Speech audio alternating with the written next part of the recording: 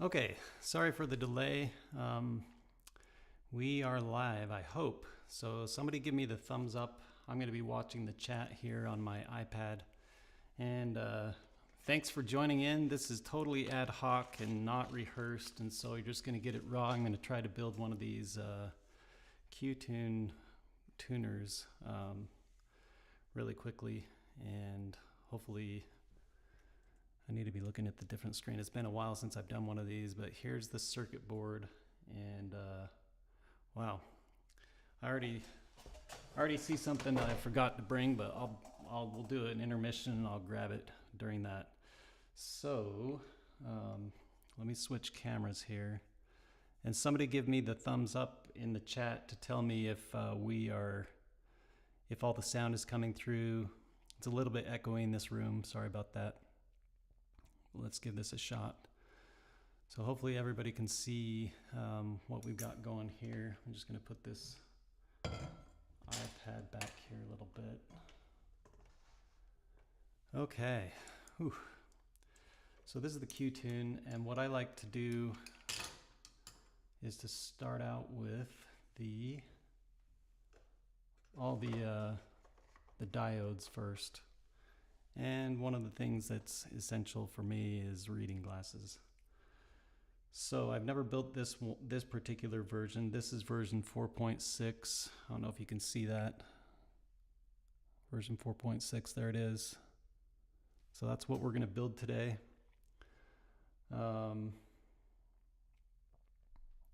Yeah, if somebody's watching, if you could leave me a comment and just say whether the audio is coming through okay.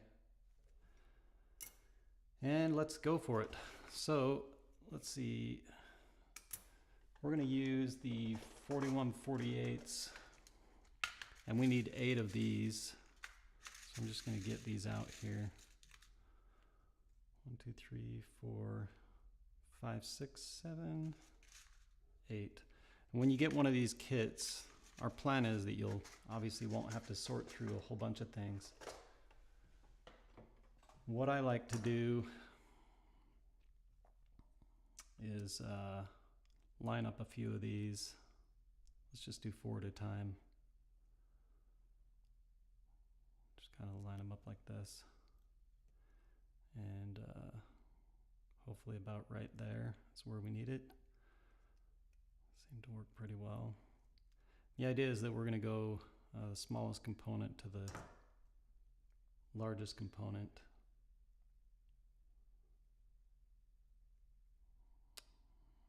Yeah, doing these multiples at a time is a little bit tricky. So hopefully about there is good. That's way too big, but we'll see. So make sure you pay attention to which direction these are going. Oh, that's actually pretty good. That was a good guess. Some people like to use those things that help you bend components. I wish I had one. Should have just got one a long time ago. So yeah, these are the diodes that are used for the relay and timer. So this board supports, the Qtune uses 2 dual coil latching relays. All right, whoops, sorry, I'm not even in screen. So now that I've pushed them through, I'm just gonna pull these over, just bend them a little bit so they can't come out. Let's do the next 4 of these. So 1N4148, I believe, is the same as a 1N914. I think the 914 is an older version. So if I'm as lucky as that first time. Here we go. Okay. Here are the other ones. So these are going to go over here.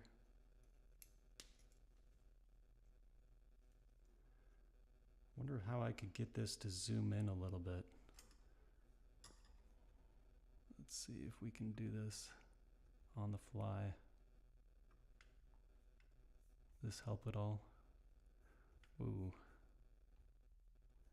Now I don't know how to get it back.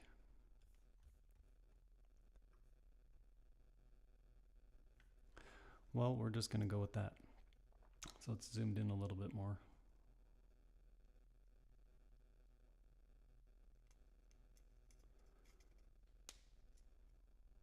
Make sure those are pointing the right direction. The little, come on, focus on that thing. There we go. So the little band on the right corresponds to this black, to the black marking on the diode. Just like that.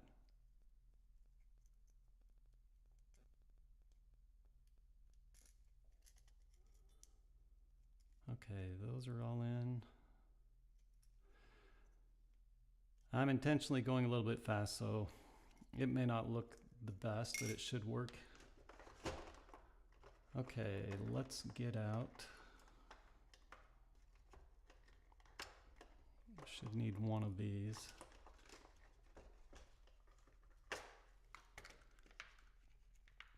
So we are using a 1N5226. I think that is a 3.3 Zener diode. And what that does is it clamps the voltage that we send to the ESP32 so that it can't be above 3.3 volts. So that thing goes right here, kind of near the bottom.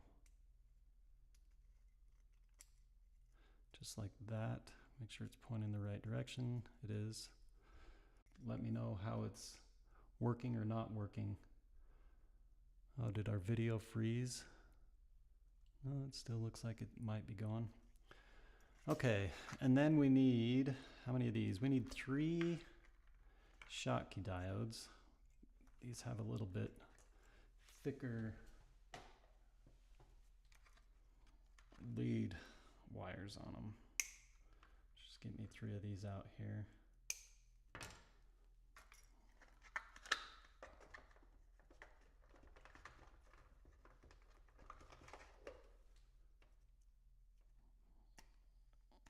Just pull this tape off. Okay, and I'll bend these as well.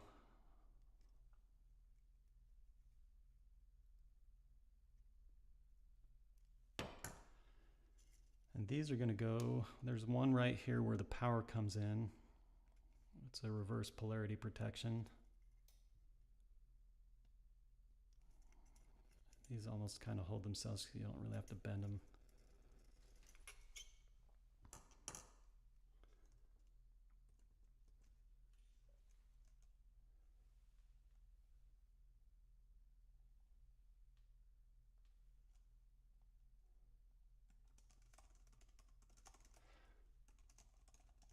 Sorry, just asking Ryan to check the live stream.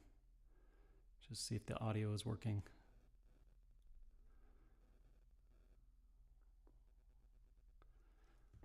Okay. And let's see, where's another one of these? I know it's for the relay. These are in a different spot. Oh, here we go. So let's make sure this is in the right way. So this is a 5817.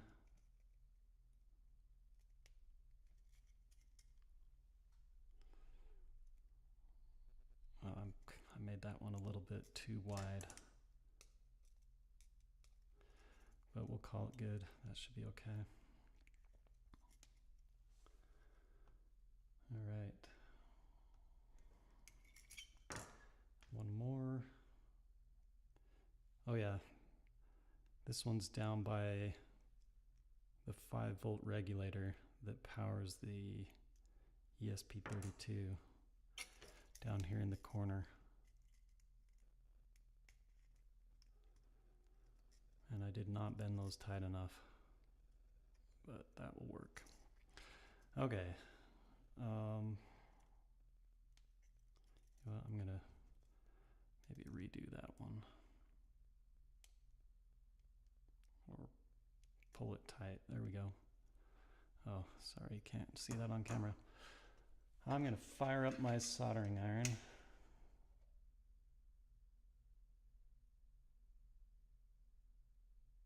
I usually build at about 600 or set it about 690 degrees Fahrenheit. But those are all the diodes, so those are ready to go.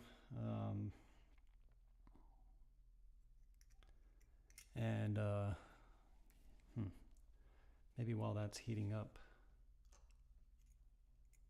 it's actually pretty quick. So now the trick is flip this over and let's get all of these soldered on. And I like to use this Kester solder. It's a leaded solder, works really well. Ooh, this is difficult to go the right way, but that's what I'm using, this stuff.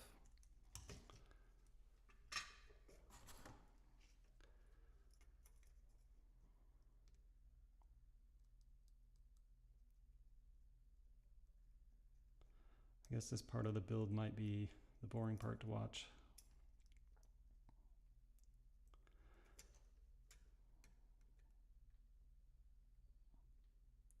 And I don't have one of those fancy carbon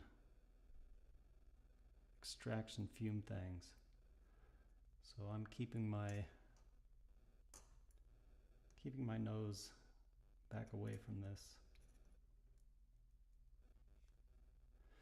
Man, the pressure's on to do this right.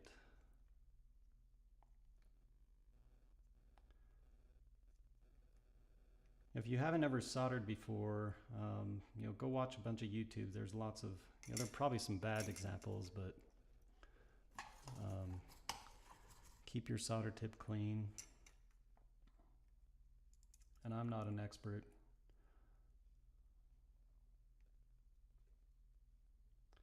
But I'm just going one by one, heating up the pad and the lead at the same time. It's probably really hard to see because it's so zoomed out.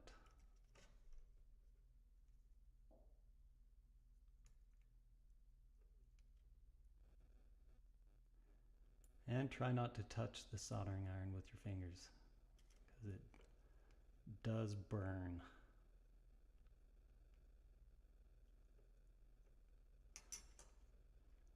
So I like these larger pads. Ryan, if you're watching, it's easier to heat up.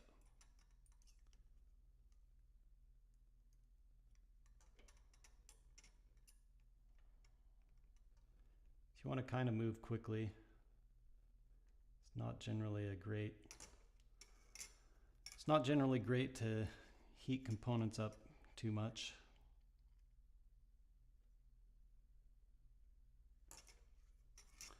These are all going in pretty well so far.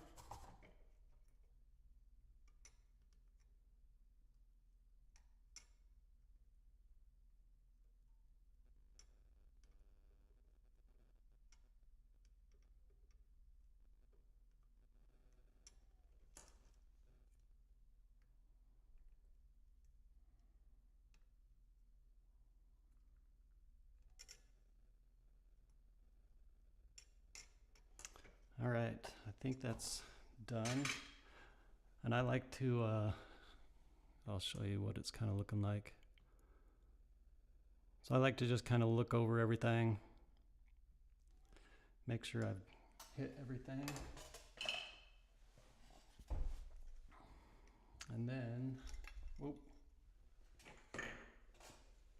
I got this, made this little thing out of 3D printed for a microphone grill that I built, but it also works pretty handy just to catch all these little clips or these extra leads. So after I've soldered, I like to just, keep the back of the board nice and clean.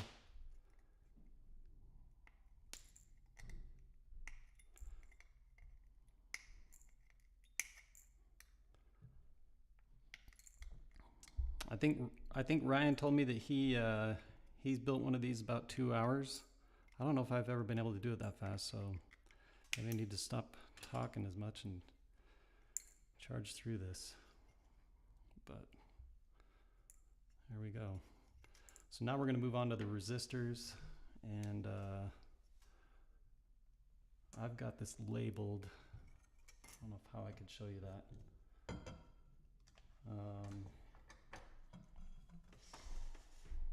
Nope.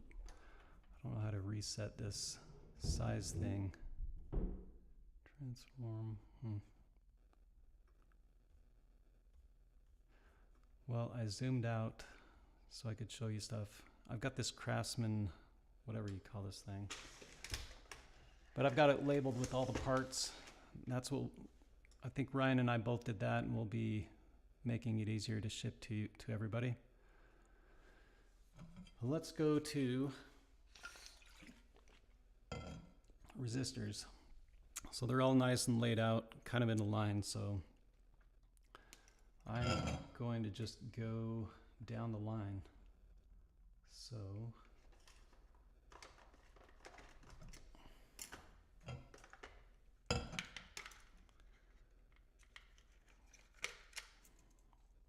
we have this 1 ohm resistor that we've had on our prototype boards. And I'll go ahead and put it on there.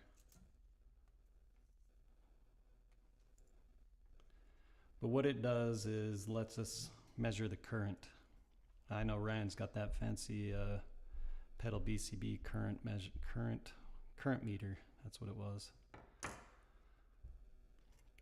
Some people like to always line these up in the way that the tolerance is always on one side, but that's what this RAMP thing is on the board. Is it's a resistor for measuring amps.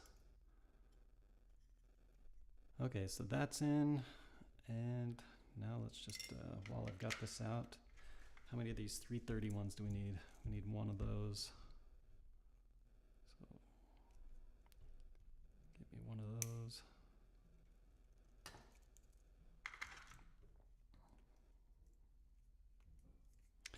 If anybody has tips for how I could improve my building, I would love to hear it. Like if you see something like, oh, that's making it slow, then let me know. So I'm looking for the 330 ohm resistor. That goes right here.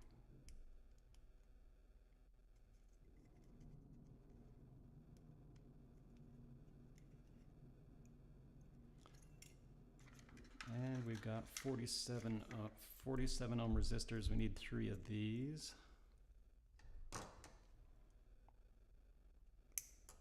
I guess I could have had all of these separated before. I just clipped that in the weird spot.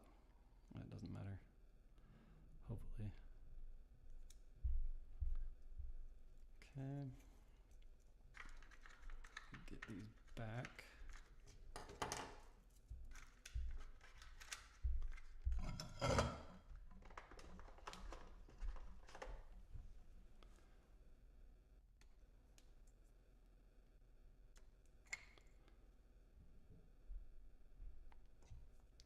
$47 happens to be my favorite number. I don't know why that is, but it just is. So in all my coding projects, I like to leave a 47 around there somewhere. So I'm always excited to use a 47 ohm resistor. Okay, so I know that we've used these for the relay control. So there's one up here in the corner.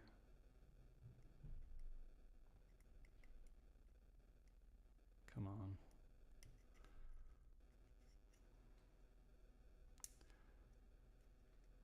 And these are nice and good high quality resistors. All these components. There's another one right here.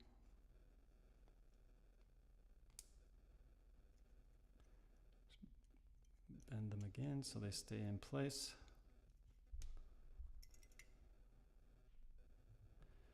I wish I could figure out how to make that zoom in a bit more. Okay, where's the other one?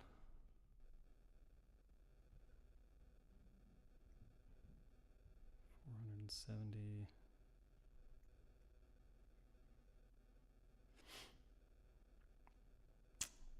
Yeah, this is where I get slow, I guess.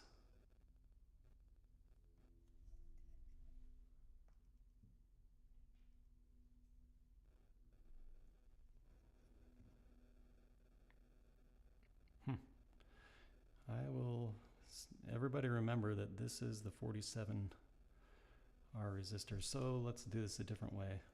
So I'm just going to start at the top here. I know we've got some 100K.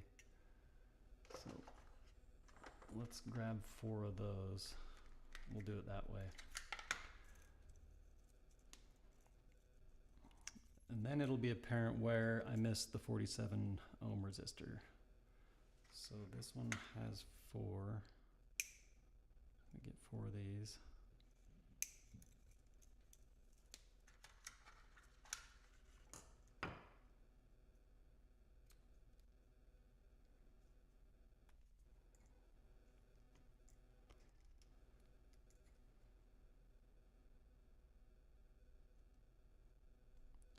Sometimes if I bend them with my hand, they're not tight enough, but just trying to go fast. Oh, that's not going to be good. Bend them back.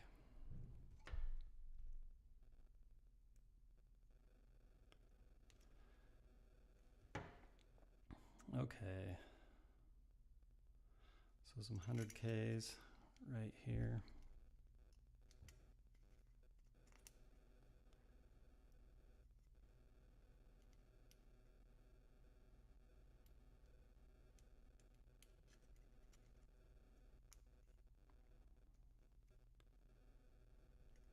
There's another 100K.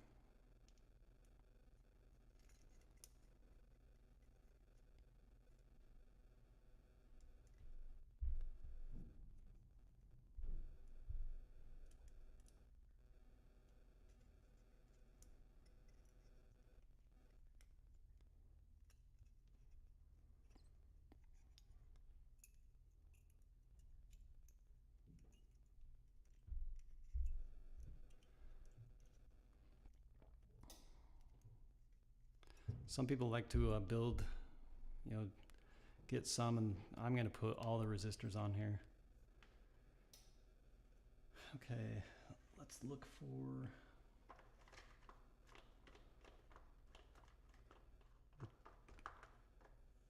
we've got the next is 2 meg.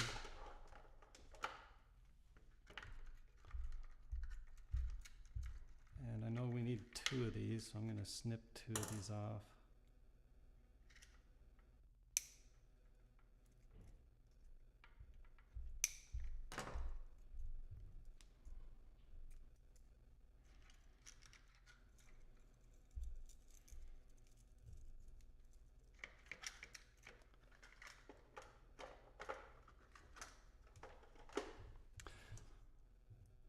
So you can run this tuner in true bypass mode, or if you, like me, on my smaller pedal board, this I put it at the very beginning of my pedal chain, and I was noticing that my guitar, my Telecaster, sounded a lot brighter when I plugged directly into the amp. And it was at that point when Ryan and I realized, hey, we ought to throw a buffer in this as an option. At first we weren't thinking to do that, but having a buffer allows us also to do some cool stuff like monitoring mode. And I built, there might be a couple of little Easter eggs in there on the standby screens, because with monitoring mode I can, if you're using monitoring mode, that means you're using the buffer, which means I can look at the frequency that's coming through. So, okay, 2 of these 10Ks. So I still haven't decided whether I'll show the Easter eggs or just kind of let them be discovered. Somebody twist my arm hard enough, I might show them.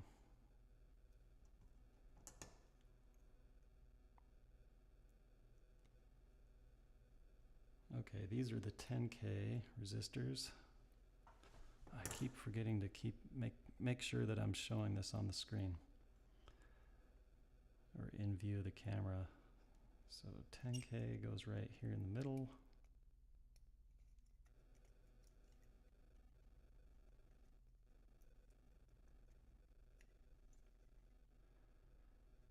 And there's another one somewhere.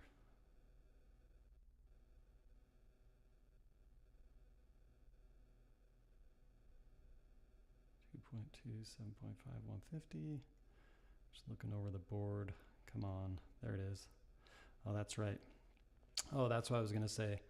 The input impedance is 1 meg, and the output impedance actually gets close to 0.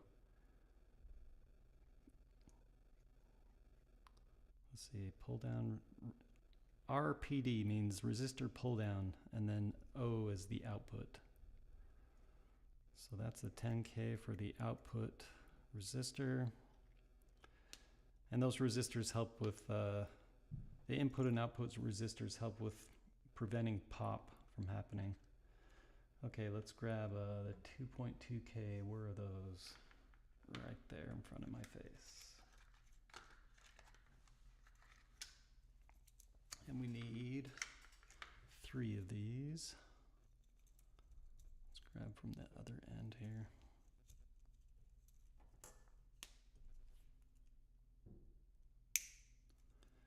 You know, when we were first building this,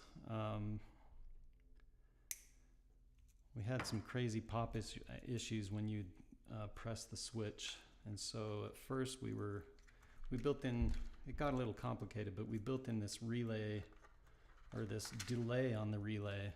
So we'd actually switch with the photo transistor first, and then let the we would switch the relays on a delay. But then we realized we don't really need that if we what was I saying? We don't really need that if we use the right pull down resistors. So simplified the circuit a little bit. All right, these were the 2.2Ks. I know I've got one right here.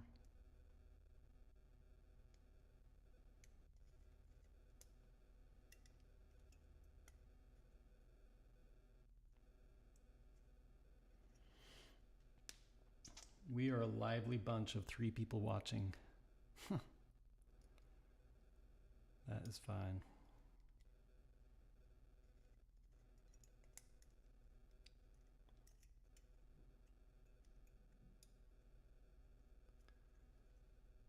And the other 2.2K is right here.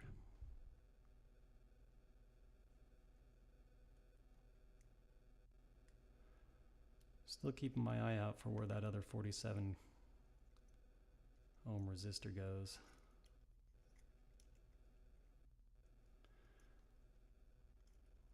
Okay, now we need a 220, and I think there's only one of those on the board.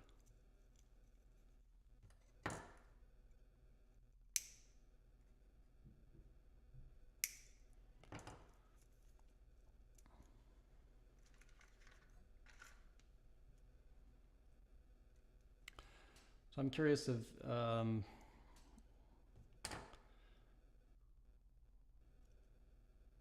well, yeah. I'm curious what you'd like to see in a tuner. You know, I wrote the software for it, and I'm really interested to get people's feedback. This was 220. Okay, I almost forgot what this was. I don't have the color bands memorized, so I would have had to measure it with my multimeter. Anyway, I'm really interested to get some feedback from people as they start using it.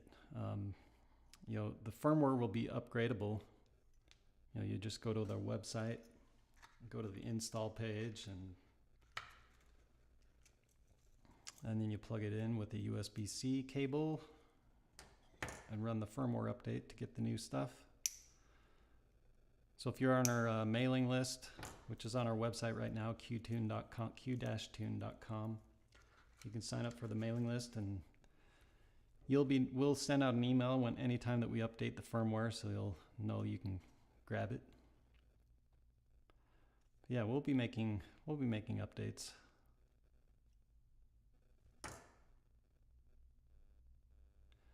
Okay, 7.5. There's only one of these. It goes right here. Ooh. Did not bend that tight enough. Sometimes gotta unbend it.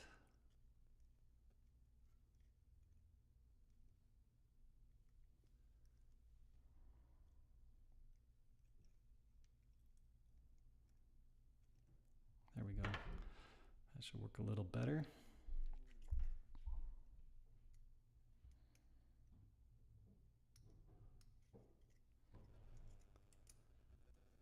$7.5K, and now we need 150K. I think there's only one of those.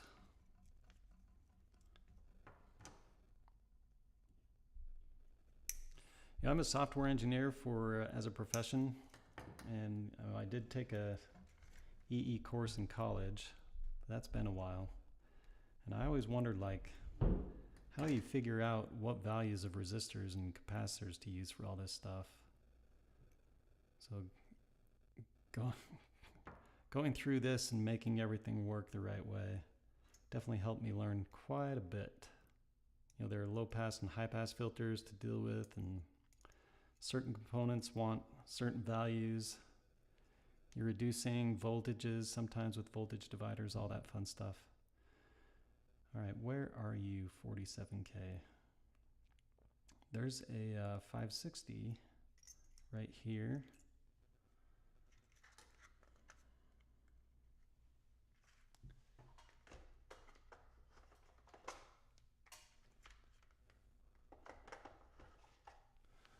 Oh, 560. Maybe that's where the 47K thing goes. Are you listening, Ryan? I'm looking at R13. Actually, I might want to pull that up on the schematic and just look.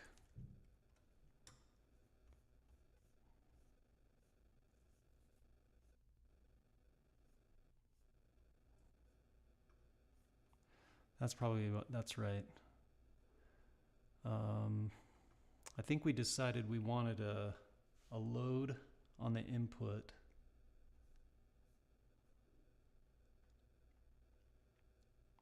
But I can't remember. So I'm looking up R13.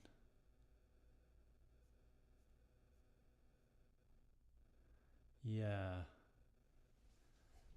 R13 I think should be a 47 ohm resistor. Sorry everybody, I'm gonna pull up Ryan's latest schematic that he sent over to me. We gotta wait for Eagle to fire up, but I think that's where that 47, that's why I couldn't find it. Oh nope, look at that. There is a 47 right there, R11.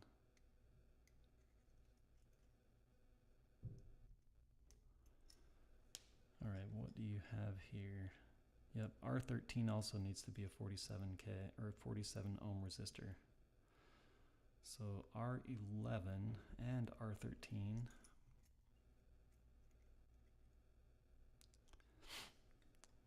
Let me look for R11 just to verify what that is. Where are you?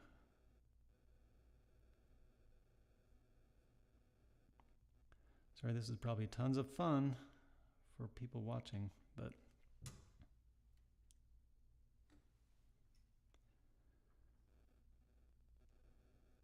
well, it's marked on the board and I know that has to be there. That's right. We're gonna have another 47 ohm resistor on the board.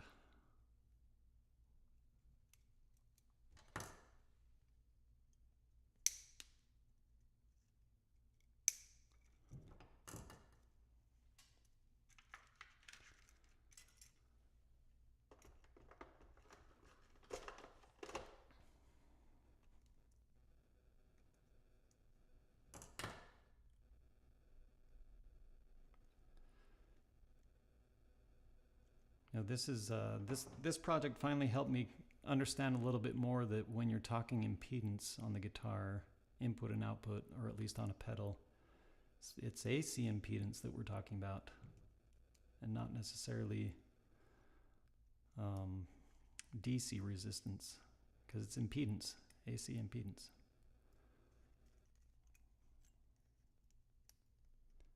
It's definitely confusing for a while. Still is. I'm not an expert. Okay, I think that might be all the resistors, but we are going to grab one of these. I keep grabbing the thick ones. I just want a skinny one. There's something we're not going to put on this board that was a recent discovery. We found some input jacks that are switched to keep things quiet. So I'm just gonna throw a jumper in this spot that we don't need anymore. We were kind of doing a workaround. Okay, I think this might be all the resistors.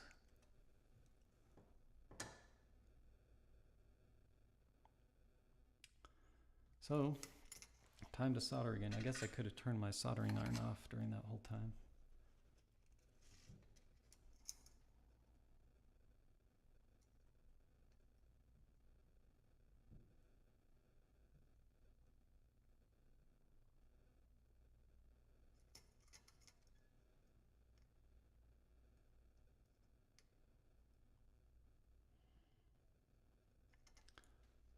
There was a time, maybe a couple years ago, when I didn't pay attention to all the fumes. I was building some tube amps, and I think my head was like right over the smoke. And that evening and the next day, my nose was so stuffy, probably because I'm allergic to whatever is in the rosin. Rosin? I can't think. Flux, not rosin. Rosin's what you do on a violin bow. Kind of smells the same to me. Oh, maybe not. Come on. This is being a little difficult.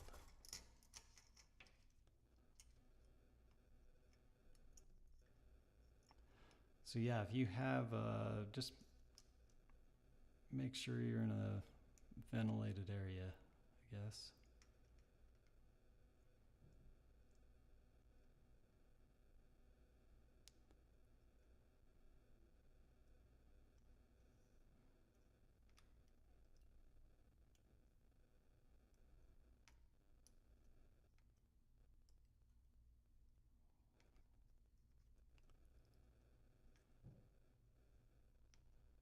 Well, we're getting close to the hour and I'm still on resistors. Is that good or bad?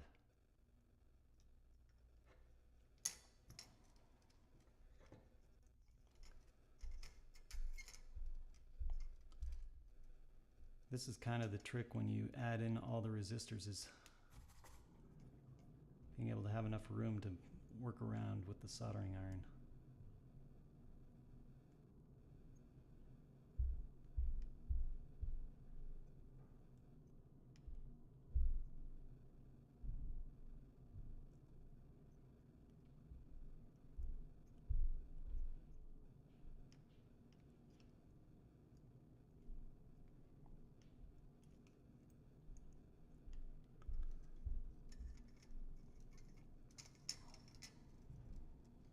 probably clip a couple of these before I can get all of them or reach all of them.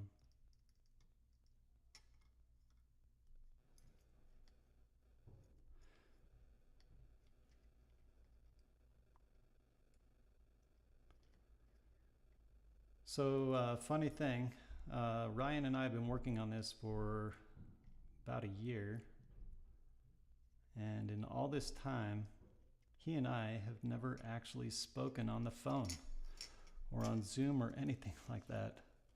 You know, we just go about whatever we need to do in Discord or in email, and we're both seasoned engineers. But Thursday night we are going to do a live stream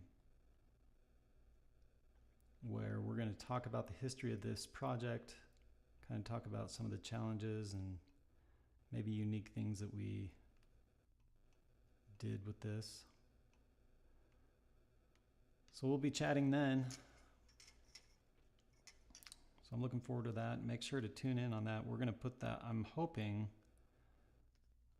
the reason why I'm doing this live stream on my channel and not the QTune channel is the QTune YouTube channel I just barely created.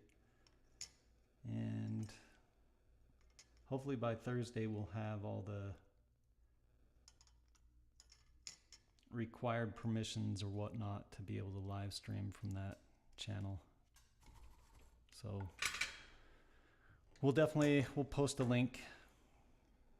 All right, I think I got all these actually.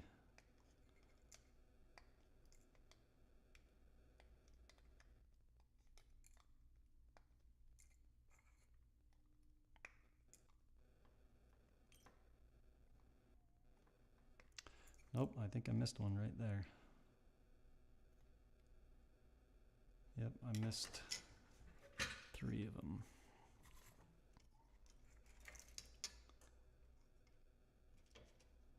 Oh, a lot more than 3. No matter.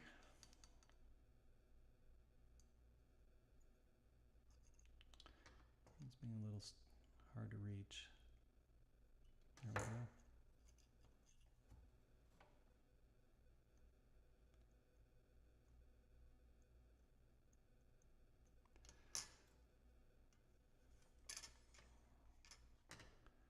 I'm going to pause after this and just see if I can figure out how to get the camera to zoom in a little bit more, because this probably is looking really pretty tiny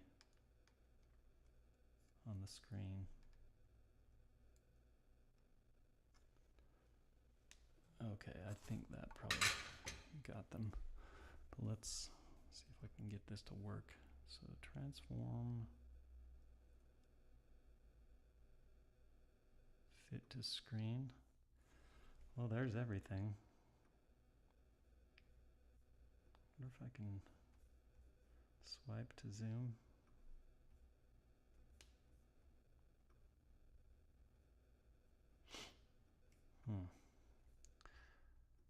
It's going to look weird on the screen for a second.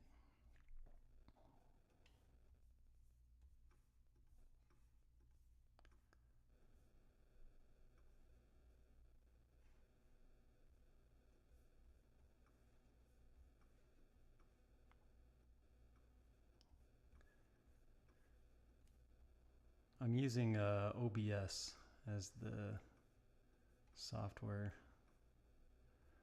Yeah, it's a little bit grainy is the only problem, but tell me if that's any better. I'll just have to pay attention more where I'm situating everything.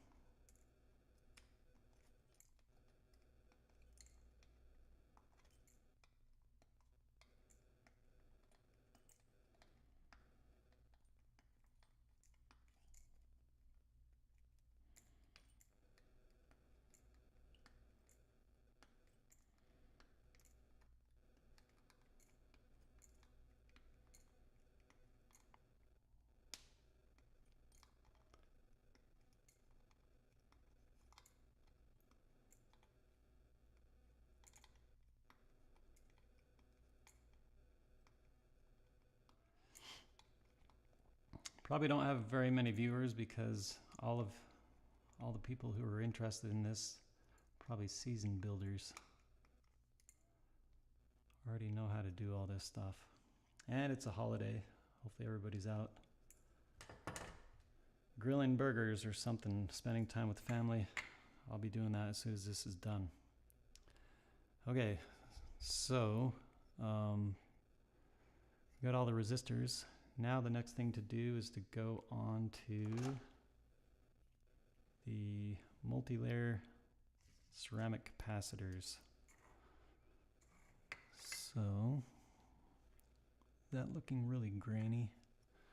If I bring that up, does that focus? Ooh, come on. There we go. Nope. How's that look? Oh, it's so hard to hold in the right spot. That's what it's looking like. So let's pull these out.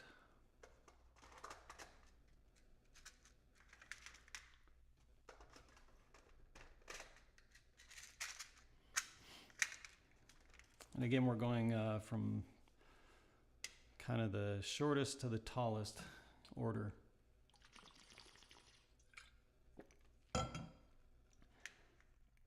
So let's go with, use a lot of these 100 nanofarad capacitors. So I think we've got 6 in here. 3, 4, 5, 6. As bypass capacitors.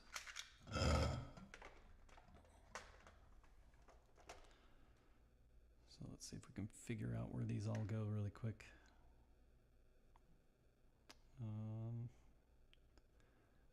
And I always like to put it so the print is facing me.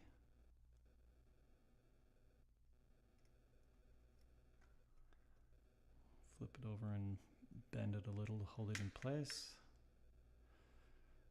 So pretty much every integrated circuit chip on their power pin is close to the power pin. We have one of these 100 nanofarad or 0.1 microfarad. See, I already did that one. Here's another one.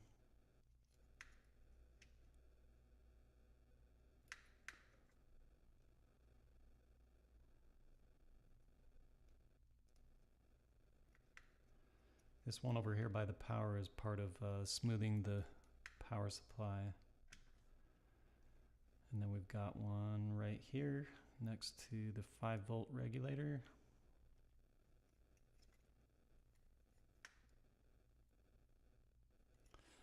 So that takes care of all of that value.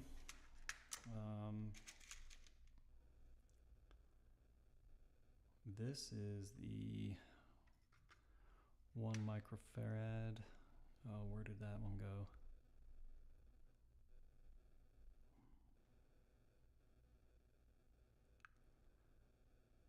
I'll hold on that one. We need the 10U. I can see where that one goes. Right here.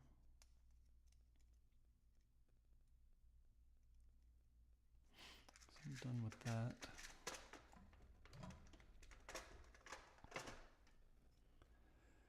This video would probably be a lot more interesting if we did a time lapse of it, and you saw it in like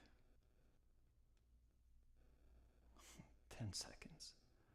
Okay, there's our 1 microfarad. So we got that one done. We've got a 470.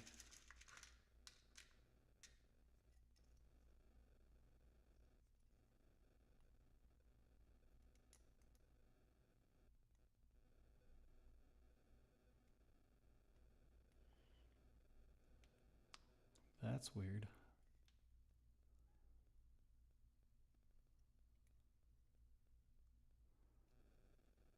Darn, I must have been a little bit sloppy on my soldering because I have a hole that's closed. So let's take care of that really quick.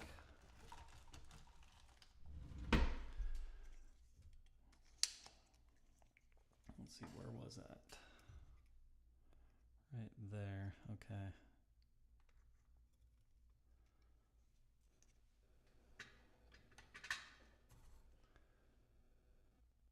I'm just gonna suck this solder out of here if I can see.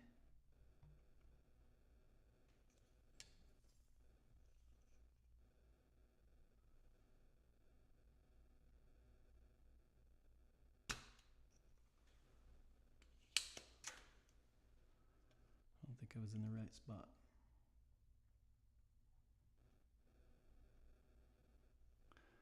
There we go, this should work. Huh. What's going on there?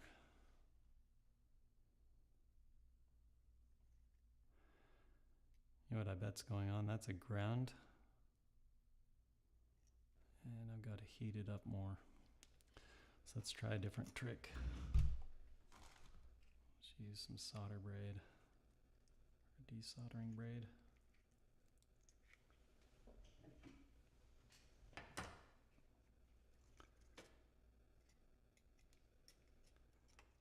That one right there.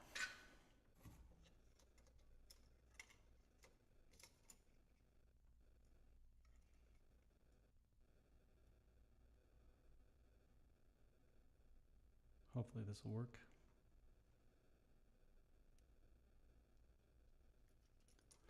That looks better. Okay.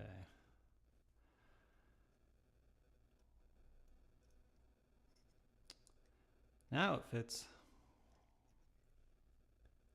Okay, and then we should see a 330 nanofarad somewhere on the board.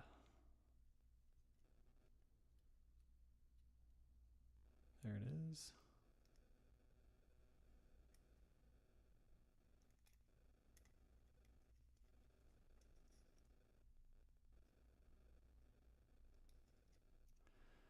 And I think that's all the multi-layer ceramic caps. So let's get those soldered in. You know what we could have done? We're going to do those next, but I can't remember the exact order between doing those versus the sockets. All right, it's 4:04 p.m. Let's see if we can get everything done in less than an hour from now.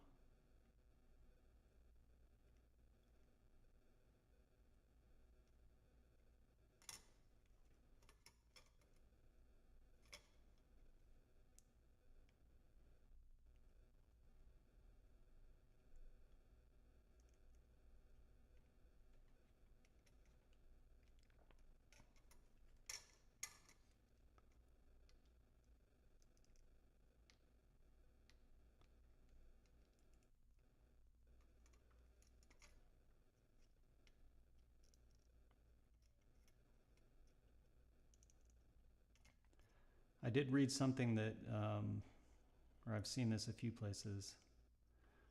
You know, it's better if you're getting tired, basically just take a break. Take a break, come back another day. It's a lot easier to not have to troubleshoot a mistake you did because you got tired.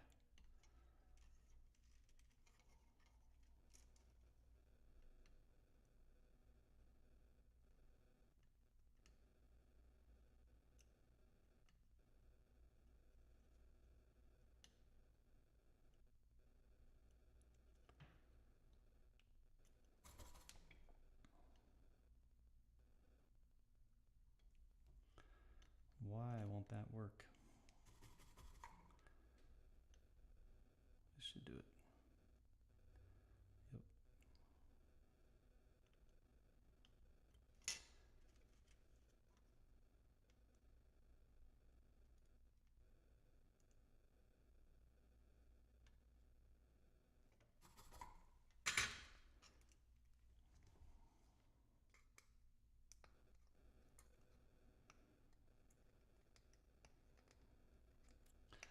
There's an upcoming step that is going to be fun, and I put that in air quotes fun.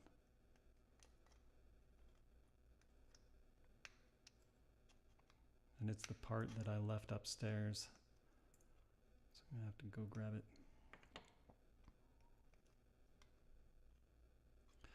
That I did not solder.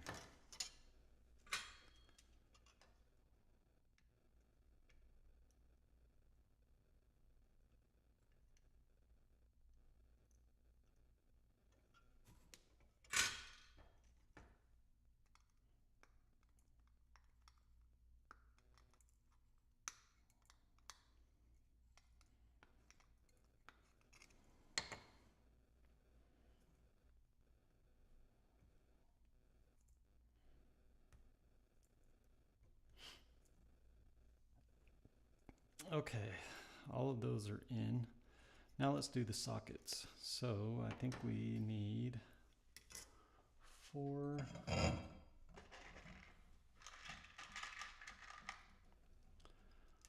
of those. These are kind of fun. You don't have to bend anything. And they've got a notch, you know, and the notch should line up with the notch on the board.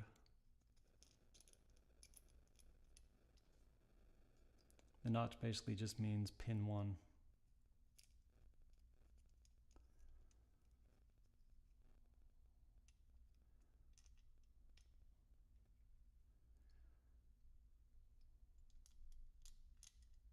So let's start with that.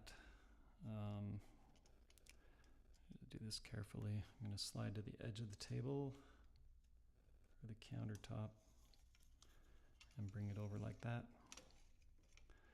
Yeah, this is why we should have done those before we did the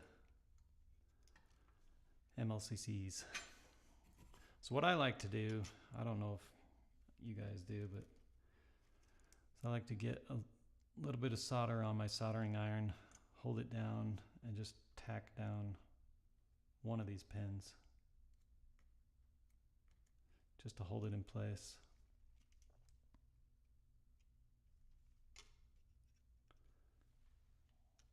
And yeah, darn.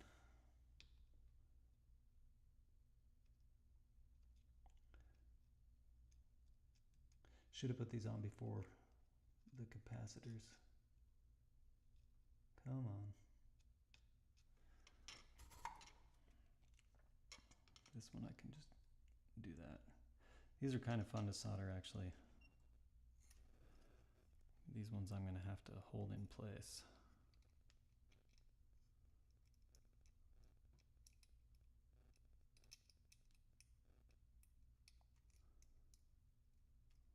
Oh, I bent the pin just barely. There we go.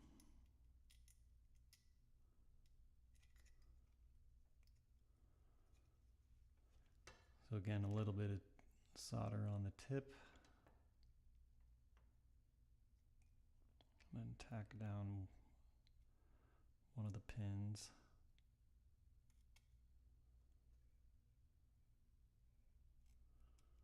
There we go. That should be enough to just hold it there.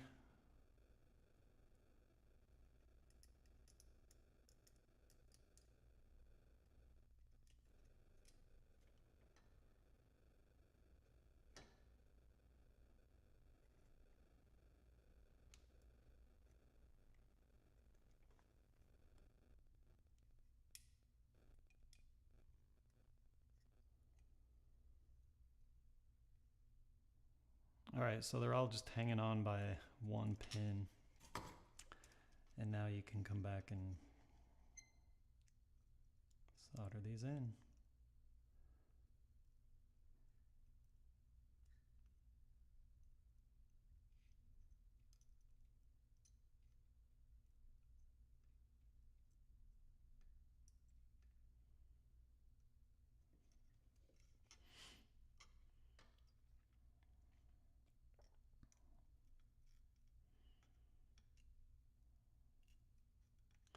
So we'll probably talk about this on Thursday. But the two, one of the things we hit a problem with, which we learned later that we could have switched to surface mount device and been fine with, but is the ESP32 we use is just, we wanted to be able to use something that we can get off the shelf. But the trick is a lot of these development boards, you know, they're meant, ESP32 development boards, they're meant so you can just, you know, do all sorts of things with it and do experimenting and whatnot. And so they have a lot of the I/O pins taken up. And one of the reasons why we're using dual coil latching relays is because we can control that with only one. We can control each relay with only one GPIO of the ESP32. And we've since learned that you can use a GPIO expander, but the ones that we can find are all surface mount, and we're not ready to go to that point yet. Surface mounts are kind of fun, but definitely more of a challenge. Okay, now let's, here's the next fun step. Let me look for my,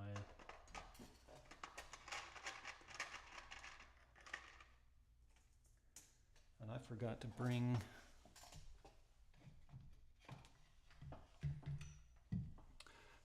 my utility knife down here.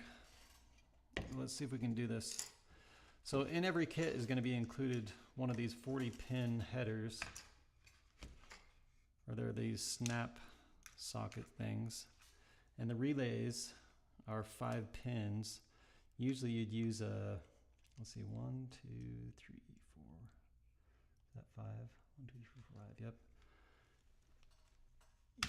Use a utility knife. That went shooting across the table. And you can snap these off, but it's cleaner just to use the utility knife. And I've got a razor blade down here handy. 1, 2, 3, 4, 5. So just push it straight down.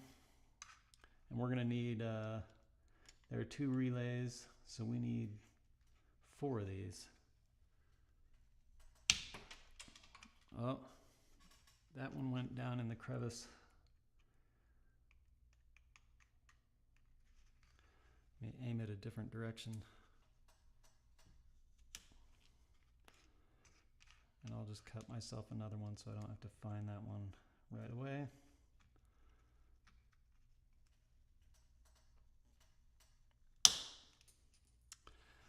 Okay, so I've got those.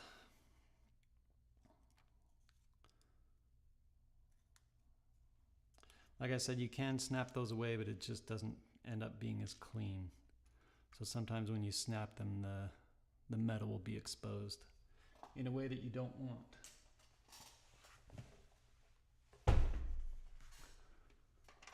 So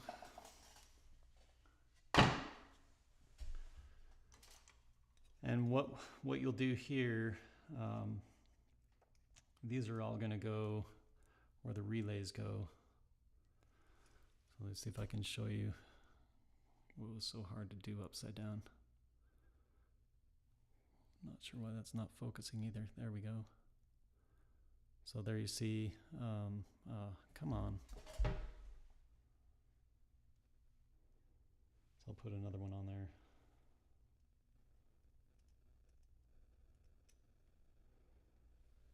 They are right here.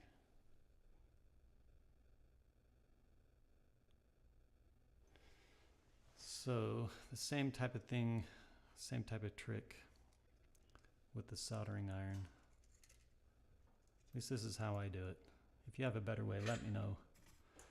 I get a little bit of solder on my soldering iron.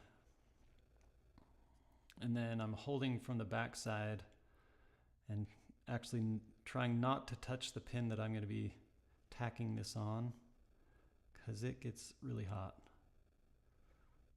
but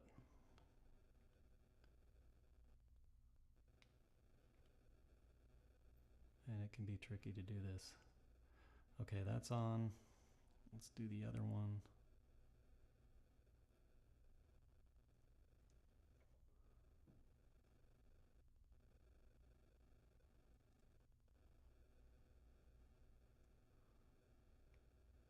Okay.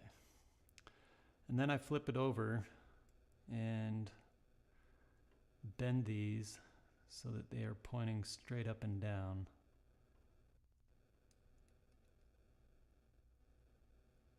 Because that's what the relay chip is going to be going into.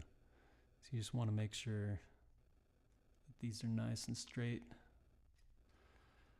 Now I can solder the rest of them on there.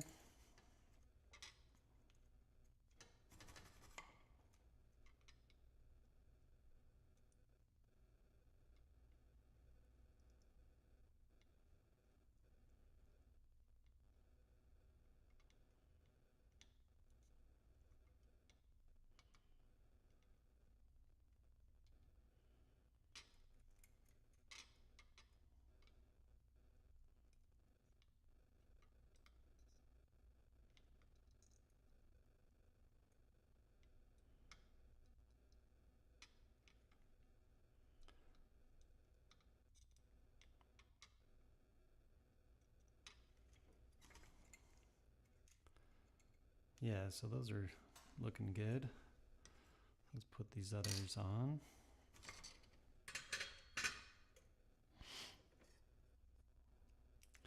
Yeah, so to control these dual latching or dual coil latching relays, we are using the 9 volts from the input, that you plug in 9 volts to this. And that's got to go through, it goes through that reverse polarity diode. So that drops a little bit of voltage. And then it's going through we're using how do you guys say this? See, I'm not a seasoned electrical engineer, but the NE555 chips,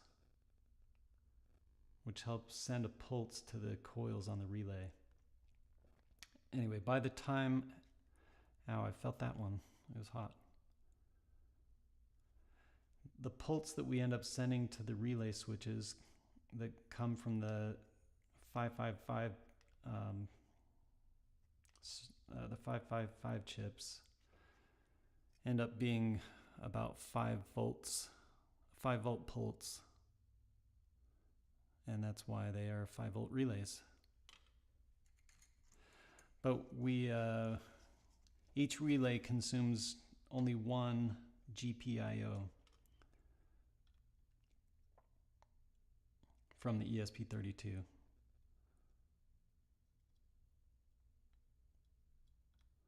So to engage one of the coils from ESP32, we just send a constant 3.3 volts from one of the GPIOs. And then to turn off the relay, we set it back to 0 volts. This seems to work well. But what's also cool about the latching relay is that we're not having to send like a steady voltage to the relay chips. All right. So those look, those look nice and straight.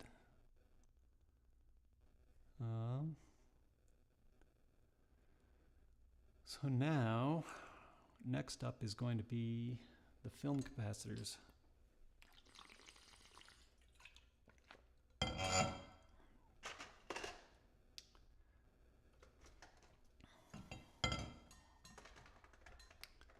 And there are only 2 types that we're using on this board. We're using a couple of 100 nanofarad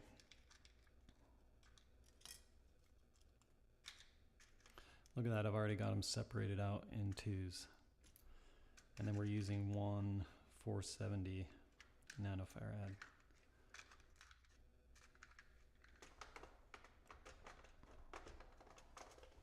And Ryan can probably explain this better, but it's better to use film capacitors for when you need a capacitor that's your audio is traveling through,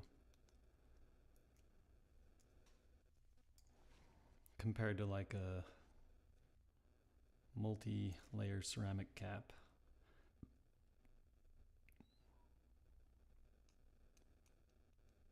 So I think this one is a decoupling capacitor, which basically is preventing the DC voltage from one section of the circuit from going to another one. It lets the AC pass through, you know, your guitar signal.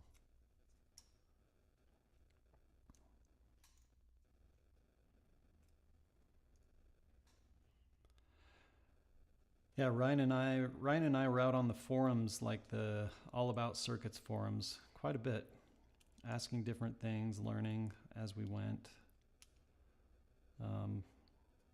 And they're a nice, friendly group, fortunately, because I'm sure they could have, at least about me, they could laugh a lot about some of my questions. But it's amazing to live in this time of the world, I guess, because there's just so many amazing people out there with willing to help, and you can learn so many things.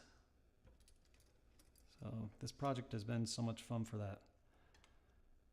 Learning how lots of things work.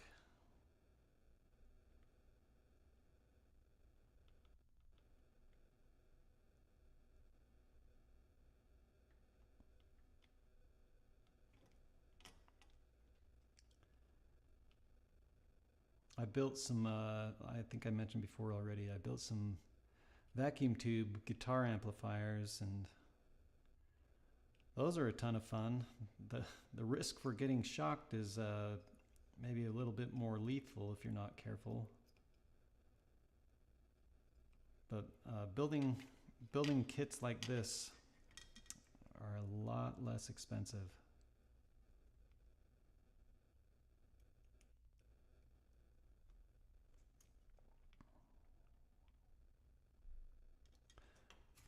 Okay, those are done.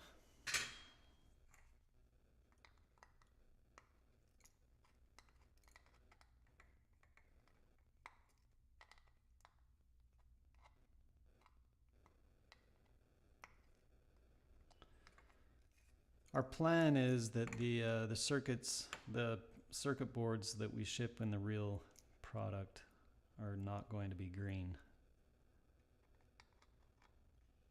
They'll be a different color. But our latest prototypes have all been green.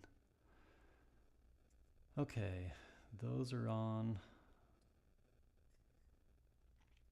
Now I think we can move on to, I like to save the electrolytic capacitors for last because they kind of stick up pretty high. But now's the point where I need to go upstairs and grab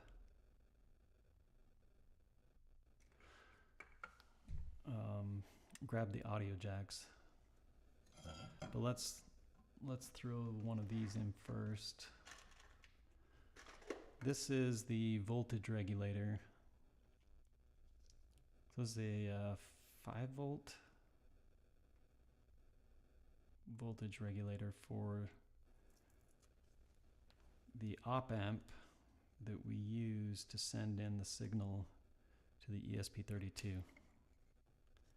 It is an LP2950, so it's kind of more of a modern, it's a, what do we call that, low dropout voltage regulator. So it's taking 9 volts, converting it to 5. So I just like to pull these outside 2 legs out, just like that.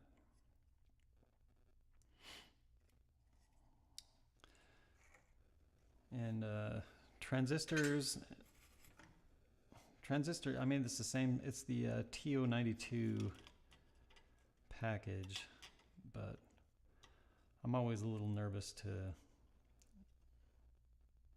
solder transistors because I know some of them don't take heat very well. That did not go, but I think I still try to make it fairly quick when I'm doing a voltage regulator.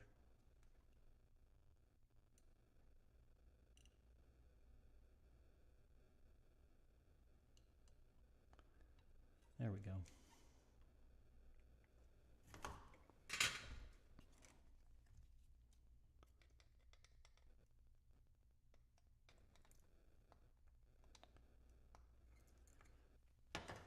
Okay.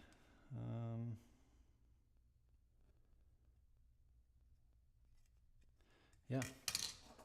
Let me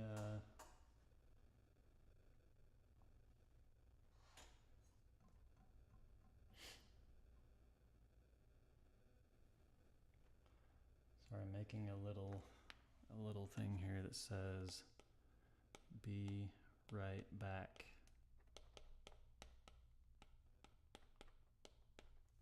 How's that? Oh, it's upside down. You'll get to see a video within a video. Be right back. Oh, I tipped over the stuff. But I'm gonna go grab those audio jacks.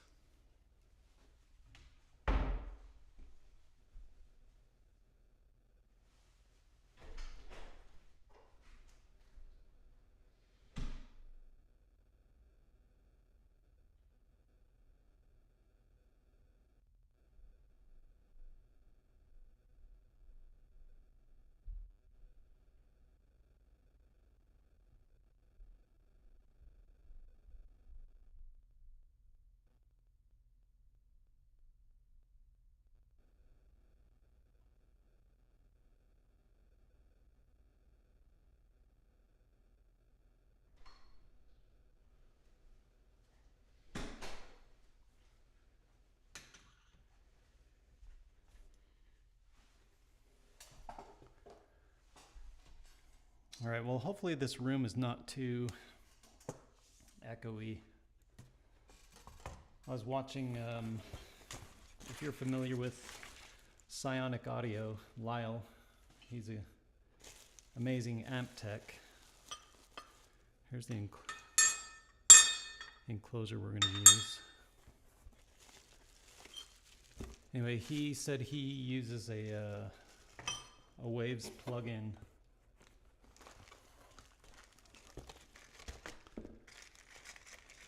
that kind of gets rid of the echoiness of his room. I just didn't make enough time before I started this today to check that out. Okay, we're gonna need, we've got a special jack in here somewhere.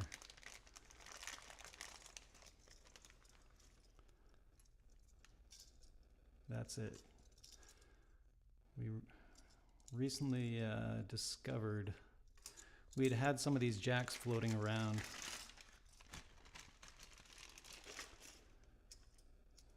And I don't know if you can see, let's see if I can get this to show up.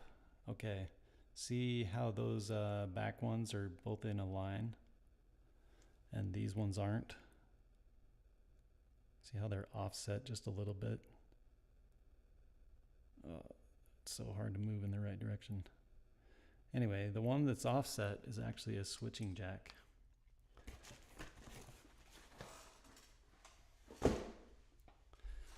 And that's what we want to use for the input.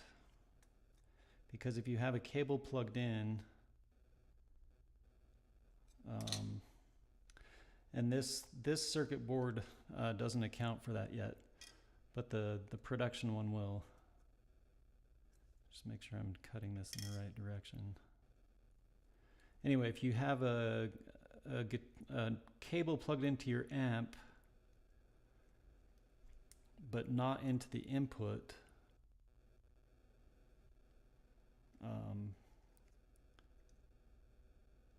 it can be noisy. So this just helps make it a little nicer so that when you don't have a cable plugged into the input jack, keeps things nice and quiet and you're not having any unexpected pops or whatever, or extra hums or noises. I'm trying to cut out this extra side of this jack. You won't have to do this.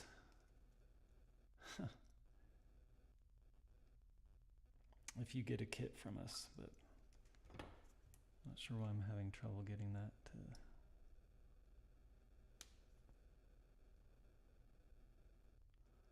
Trying to be careful at the same time.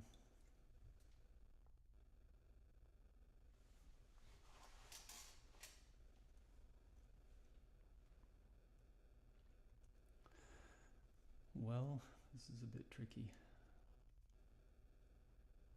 I wonder if I just smash it a little bit. That kind of worked. Oh, there we go.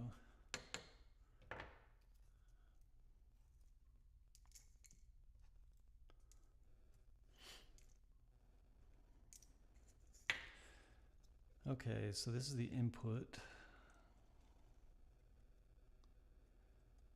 It's got these nice holes that will I think I did the wrong way, of course. Yeah, I was supposed to do this one.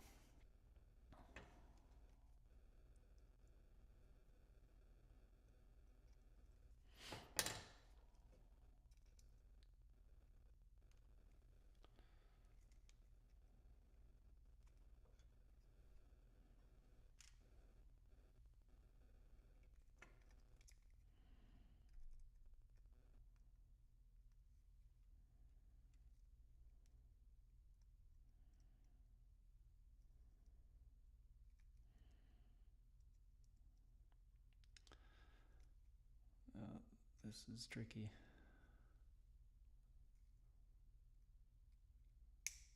There we go. Well, that is not pretty, but, and this side is the input. Anyway, it's got these nice holes that will help you line this up perfectly.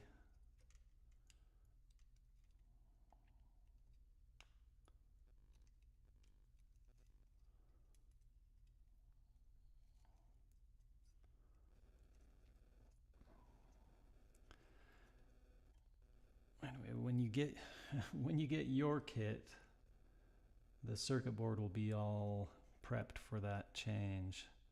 So those should snap right in, similar to what this will. So, did you hear that satisfying click? Let's get it right next to the mic. Yeah. Okay, so cool thing is this lets you line things up nice and tight. So now what I'm gonna do is go ahead and solder these on.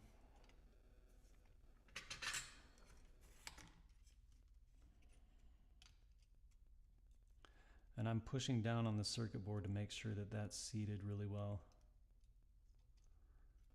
Just kind of tack a little bit of solder on there at first. Should be good.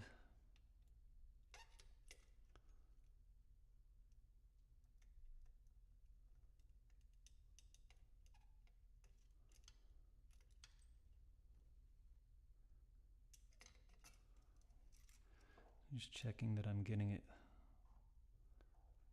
laid down nice and flat. It's looking good.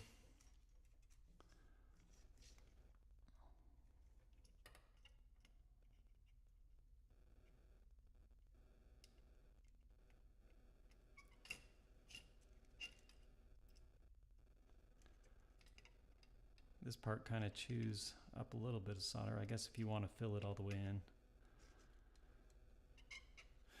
Let's make that sure that one is flat. Yep. Seems good.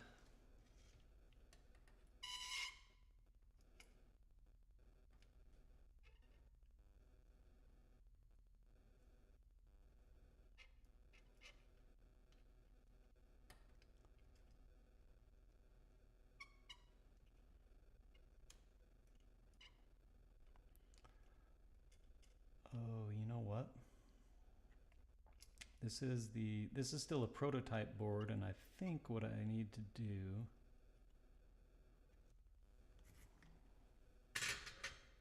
is take one of these wires and run from this pin right here. Yeah, that's the input pin. Over to ground.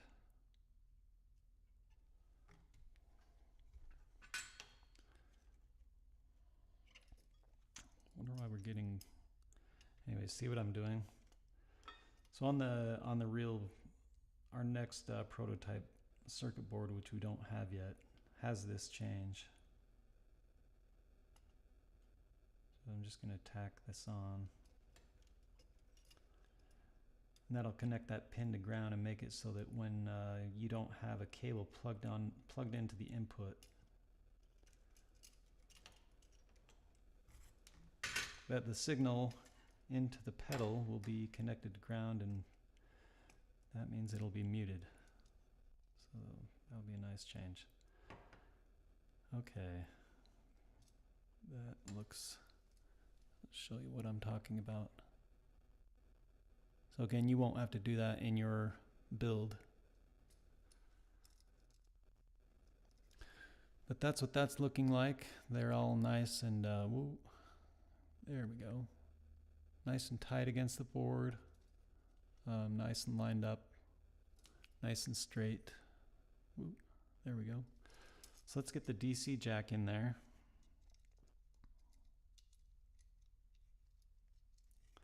This one, you know, take your time, get it lined up.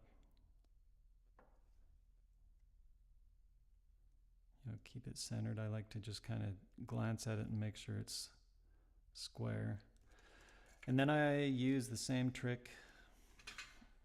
Get some solder at the end of my soldering iron and just choose one of these and tack it on.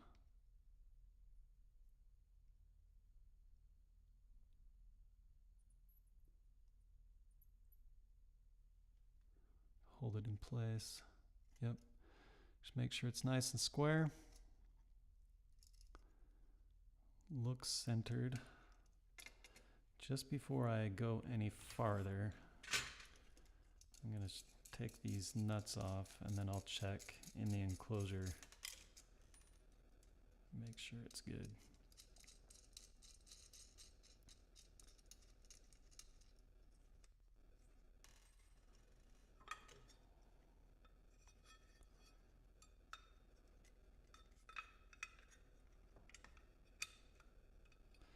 And this enclosure, I've mauled it a little bit. Looks like I'm going to have to do a little bit more. This is a prototype. So I'm going to set this on mute. Or at least I'm going to bring the volume down. Whoa. I guess we'll take care of that right now, but I'm going to bring the volume down so it's not so noisy for you.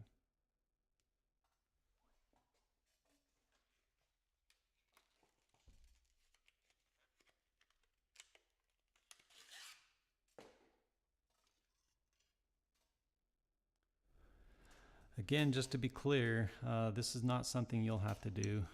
This is a prototype enclosure.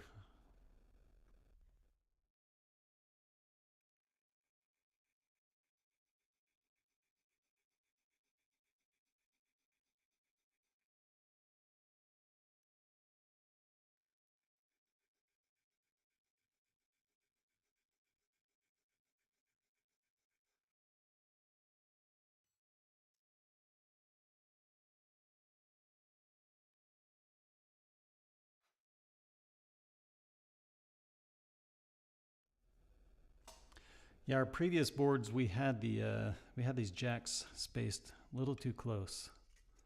So let's see if that is going to work. Ah, look at that. Perfect. So we can continue.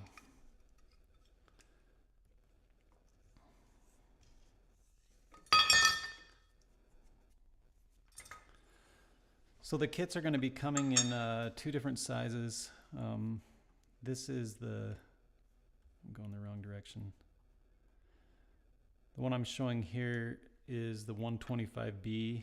The one in that quick demo video that we made is the 1590B. So I'm going to snip these off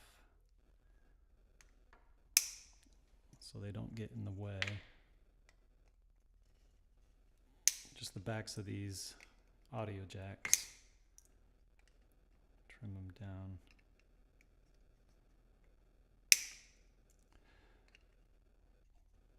Because when we get the ESP32 board, it actually sits pretty close. Okay, now that I checked that the enclosure worked well with the DC jack, we can solder that on. Oh, it's 4:42. Getting close to 2 hours.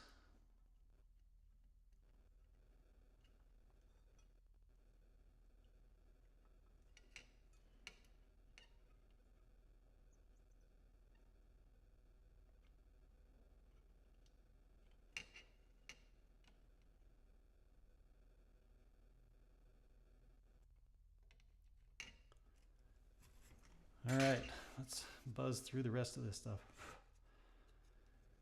Now we need to do the electrolytic capacitors. And then one of my least favorite parts that'll probably make it take a little longer than I want. But, okay, so we need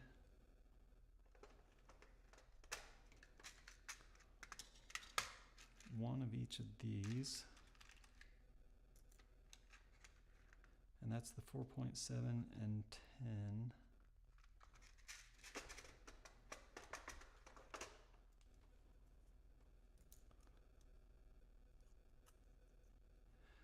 Somebody needs to tell me, like, what's an easy way to get this tape out?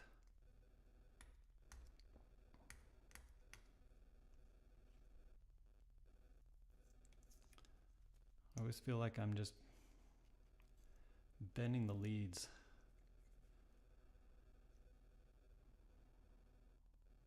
Okay, what did I say this one was? 4.7.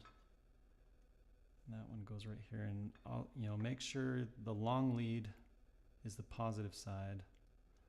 The short lead, which also has the marking on it. Can you see that? Why isn't that focusing? Well, it's right on my thumb. Anyway, put that in, flip it over, pull the leads apart so it stays put. Here we go again, this tape stuff. I just kind of bend it and it's still stuck on there. There's gotta be a better way to do this.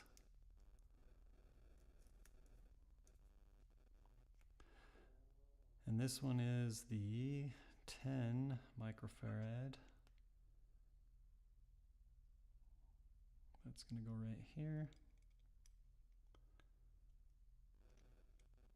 The board is laid out so that all of the negative terminals point to this side. So that's handy. Makes it less confusing. Okay, those ones are done. We need one of these, 2 of those, and 2 of those.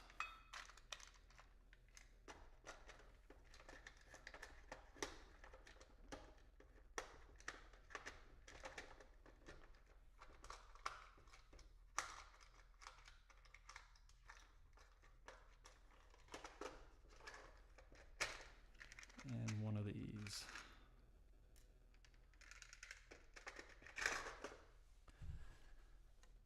Okay, let's start with this one since it's already out. This one is a 220 microfarad, and that's going right here. I think that's one of the main filters for the power, if I remember right. It's right in that area. This one is the 100 microfarad. My favorite part. Yuck.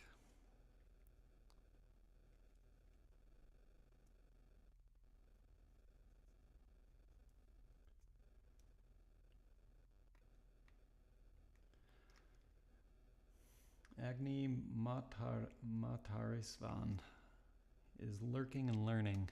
I love it. Thanks for joining tonight, or this afternoon for me.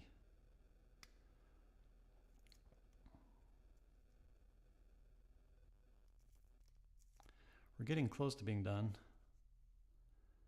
What did I say this was? 100 microfarad. Okay. The 100 microfarad goes right here, making sure the polarity is correct. Negative on the right in this case. These are the 22 microfarads. These ones are for helping in the timing circuit.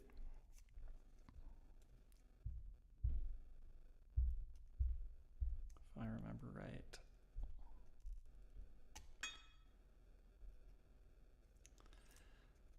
I sure hope somebody teaches me a better way to get these things off.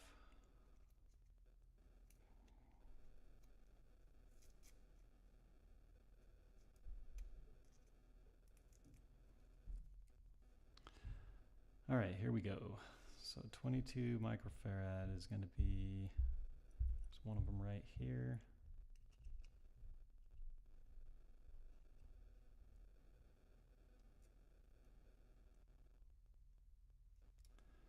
And another one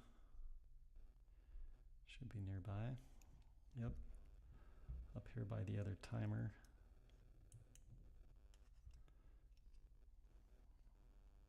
Polarity negative to the right.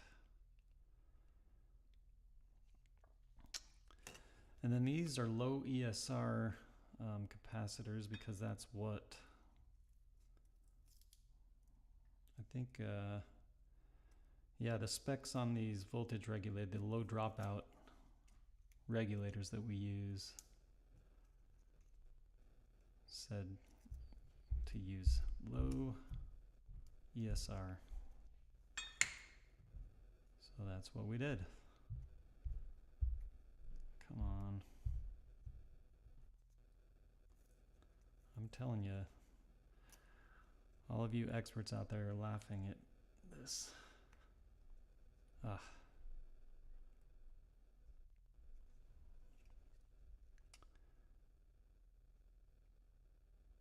So one of these, and it's also a cool number, 47 microfarad.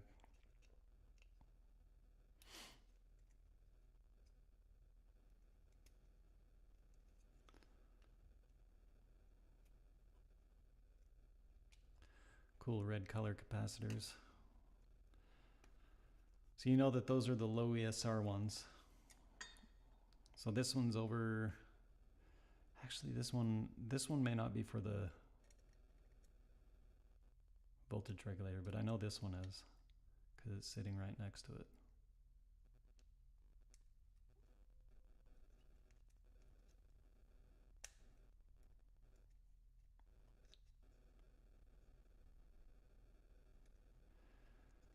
Okay, now it's time to solder all of those in. Some of these, the spacing is really pretty tight. So you got to be careful not to jump the gap, I guess.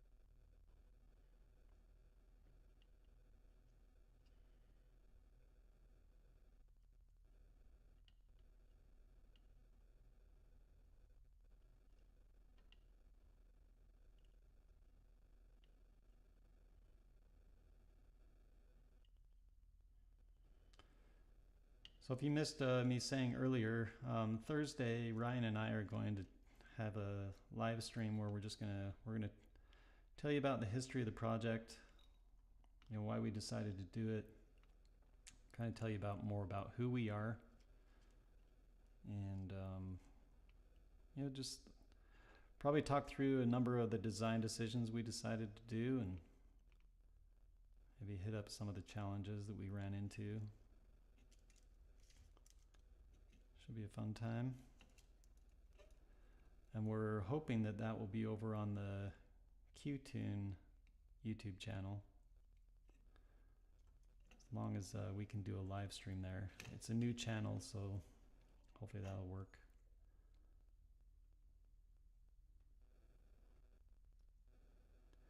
And then we've got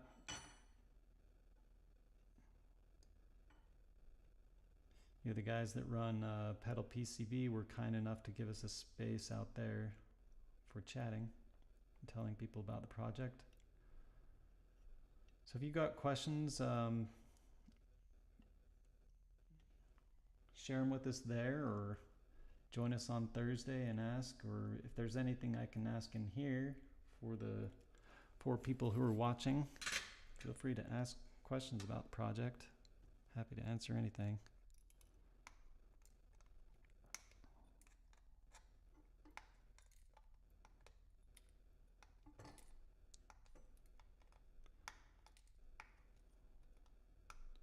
Ooh, we're getting close. What time is it? 4:53. And there's still another step that doesn't always go very quick for me.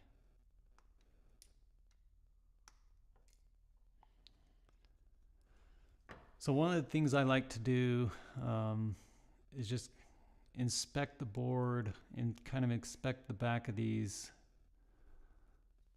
Like, I don't know if you can see this one, for example. Oh, I'll get in focus. Oh, this is so hard. Right there. Those two leads, the way that I bent, they're just really close. So I like to make sure if there are any of those, just to come through and clip them shorter. Just make sure they're not touching, because that would not be fun to have some short. You know, one of the things you've got to be extremely careful with is ESP32 does not like if you get more voltage than it is expecting. I know some of the development boards, not on this project, but on a couple other projects I worked on, I actually toasted a couple of ESP32 boards because I accidentally touched while I was using my multimeter to measure some stuff and accidentally sent power or voltage where it wasn't supposed to be, and that was enough for the ESP32 board to just give up the ghost. Died. So you just need to be really careful. Okay, well, everything looks pretty good. We're going to do another step later, but now is one of the least favorite parts for me. So this build uses, we've tried a few different ESP32 boards, and this is the one that we ended up with. It's made by Waveshare. It's got a bunch of stuff that we are not going to use. We might eventually.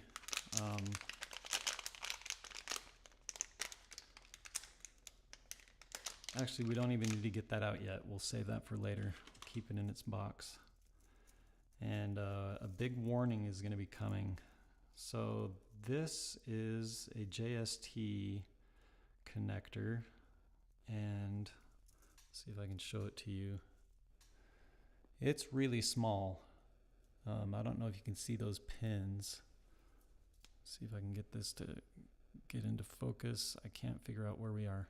Can you see those? They're super teeny. I think they're 1 millimeter apart.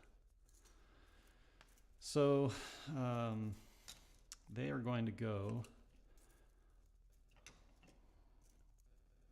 here, and what I'm trying to do is just straighten these out, straighten this cable out, because we are actually going to cut these shorter. And last time I built one, I left it a little long.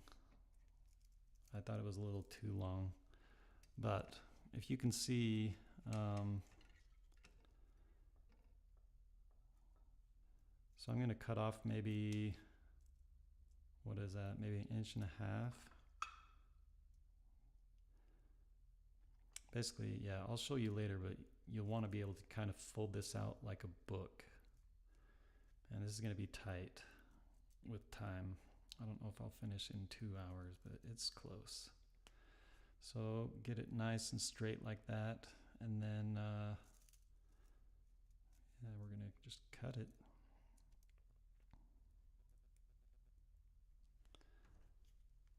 So let's go right there. It's a little scary. Is that good? Oh, I missed one. Missed a couple. Measure multiple times, cut once, right? Too late now. So we don't need any of those. And now the fun part.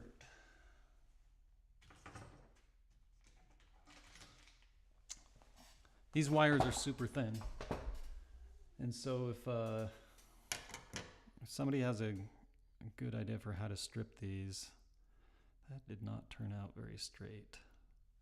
A couple of those. Just gonna tidy this up a little bit.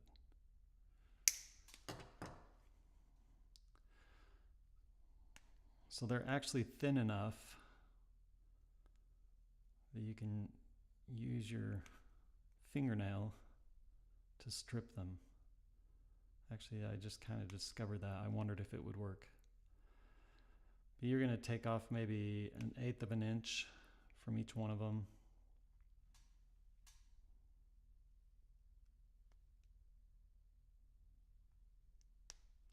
I wouldn't want to do this all day long. My fingers would get blisters, but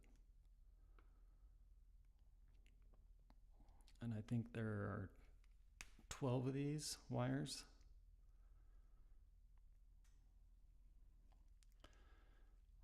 This is getting harder each one for some reason.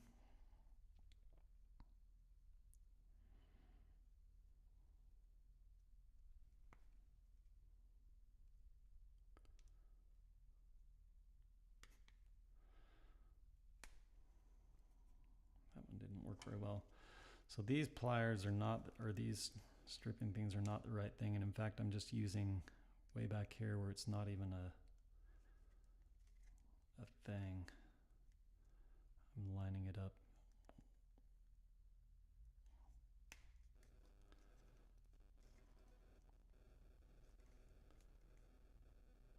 But somebody probably has a good idea for how to strip small wires like this. If you do, share it with me in the comments.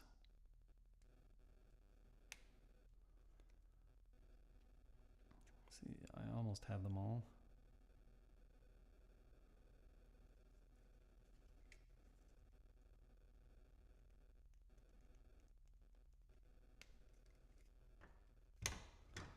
Oh, 2 more.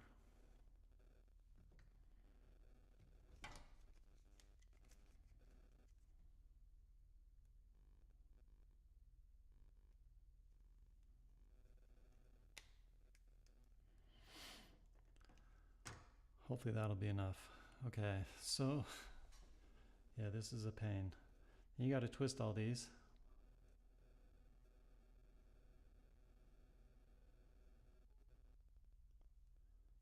So that they're nice and prepped.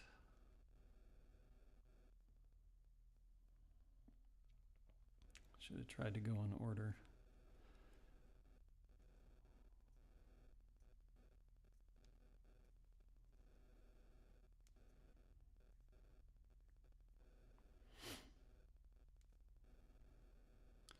Mouser does have, everybody call it, do you call it Mouser or Mouser? Anyway, they've got some of these cables, but that you can buy, but the connector on them, in fact, all the cables are just black, and the connectors aren't quite as good as what the ones that it comes with. You know, we've built multiple circuit boards, and so we'll switch around our ESP32 to the different builds. So for that was kind of nice. But other than that, it was kind of a pain.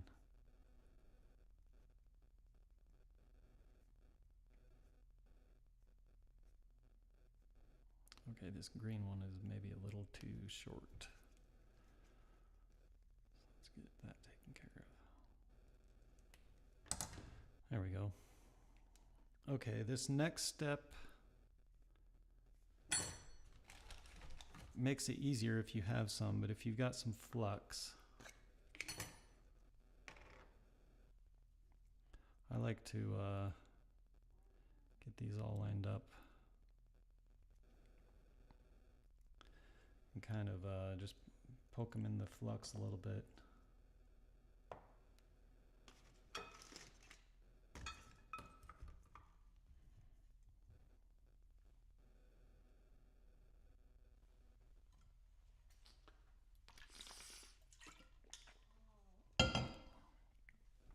And then I guess this step isn't 100% necessary, but it makes things a lot easier, is just tin the ends of these.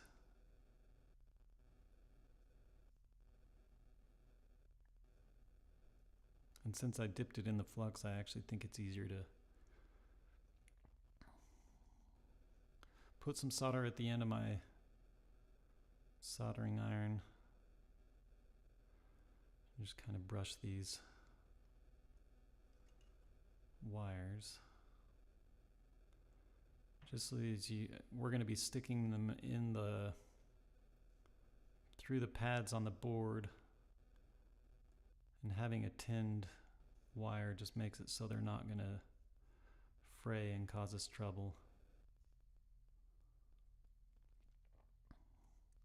I think this is probably Ryan's favorite step. I say that jokingly, obviously.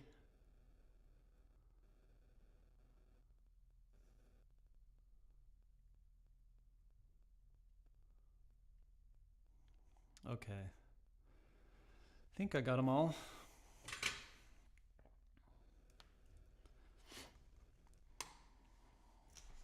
I'm going to say it a few times, but this is inserting this connector when we get to that point. It's one of the most dangerous things. Ask me how I know. Actually, I've never done it, but you can easily bend the pins in the connector, which you don't want to do for sure. Okay, let's see if we can do this the right way. I still didn't get them completely straight, but this will still work. So you just want to make sure that you are getting these lined up in the right order. And they are labeled on the back of here. So the reason there are 2 rows, I haven't decided whether the final production circuit board will have 2 rows or not. I think we will. But it helps for kind of debugging and testing. You know, if there's ever something else that you want to add on to one of the GPIOs from the ESP32, then it's easier to do that. So what I like to do is just do a few at a time. So I've got, and then I like to look back at my connector,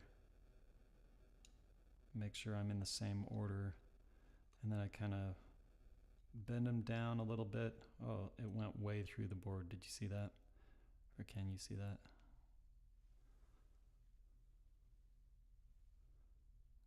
Come on and focus.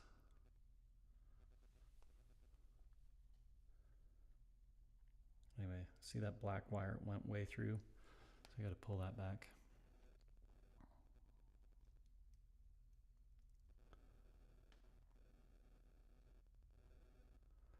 pull it back so it's just the wire sticking through and not the jacket. Okay, and then I like to use that same trick that I've been doing. Get a little bit of solder on the tip of my soldering iron.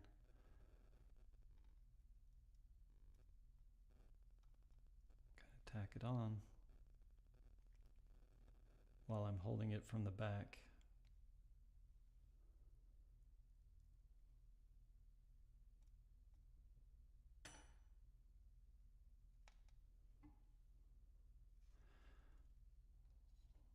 Or you can kind of lay it down on your counter or your tabletop and do it that way.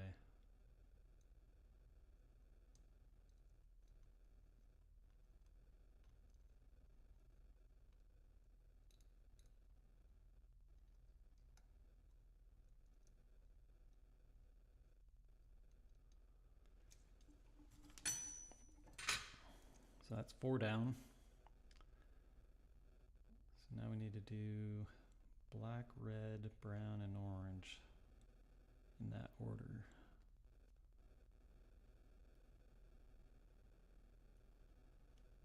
Black, red,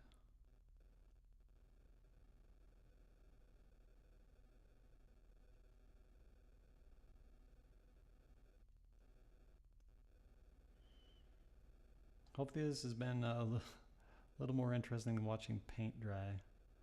Oh, there's one that I didn't tin because it's starting to fray and I can't get it through the hole. Just try twisting it and seeing. So black, red, brown, orange. Okay, come on.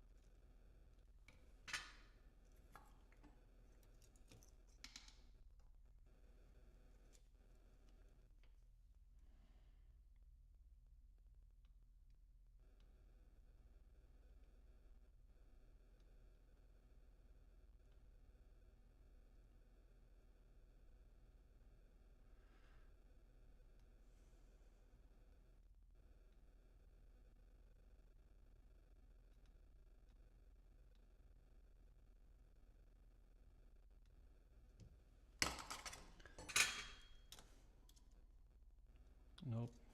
Darn it, I was worried about that. I should have tinned it. We'll take care of that in a second. So now we got green, blue, purple, gray for the last 4.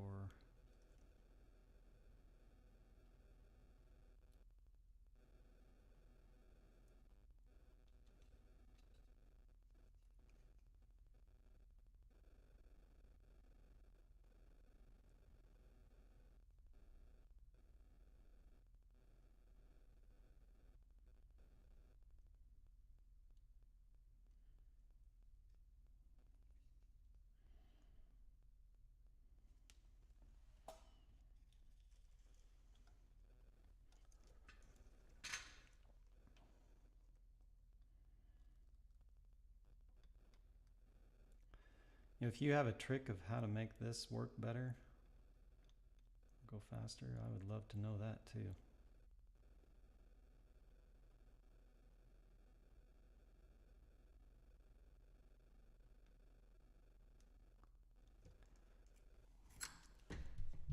Now I've got to get this old solder out of this one.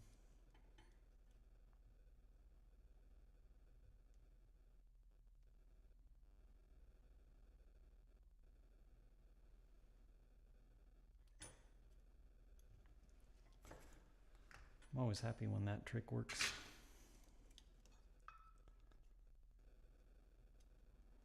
I think this needs to be stripped just a little bit longer.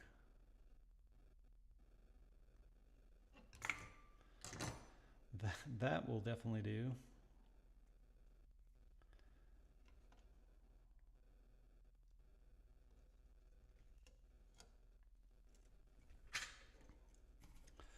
Well, we're getting close. We're almost done, at least with all of this part. Okay, so all of those wires are in, and I just like to make sure that I have got them all in the right order. These ones look back, nope, they're not backwards. So it needs to go black, red, and brown. Black, red, brown.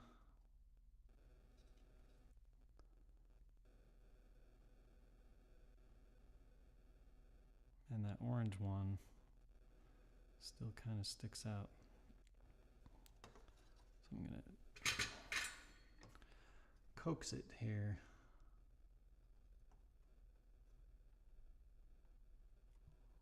There we go. Okay, so here's what those are looking like. And I'm gonna trim those up because I don't want shorts in that area. I wish I could get it to focus quicker. Anyway. Let's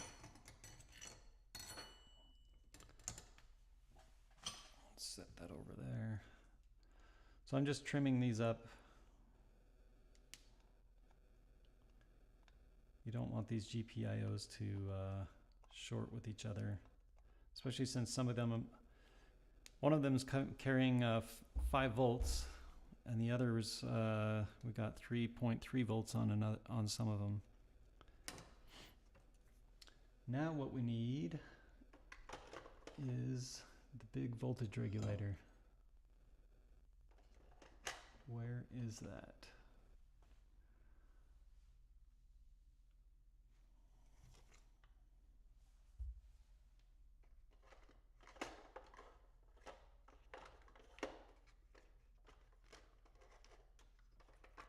Right here. It's this guy.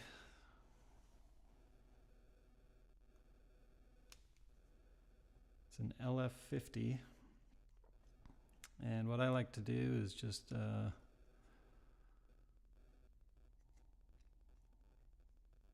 would have been backwards. Glad I checked.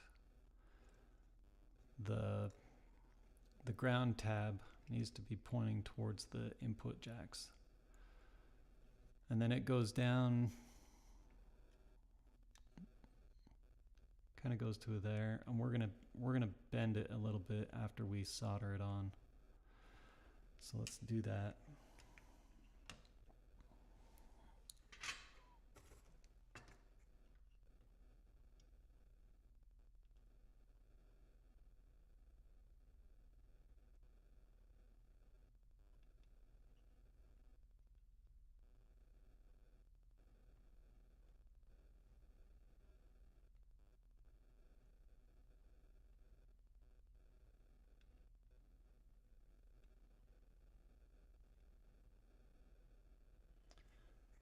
Got it stuck on the back.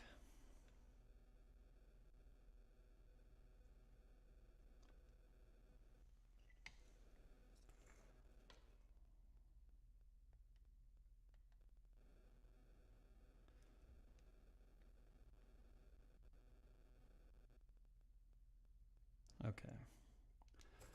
That looks good. Trim these off.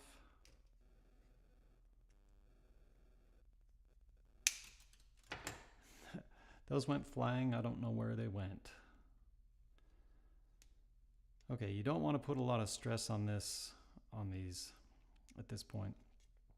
Oh, there's still more to do. Forgot about that. Here we go. We need one of these foot switches. And then I think we are going to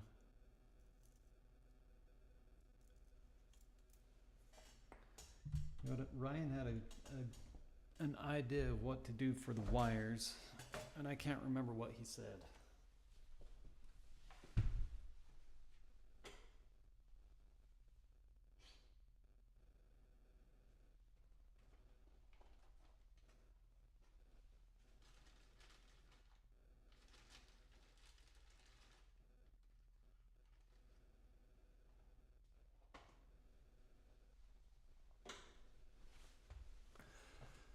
Sorry, so I'm gonna just use some wire that I used to use for building amps.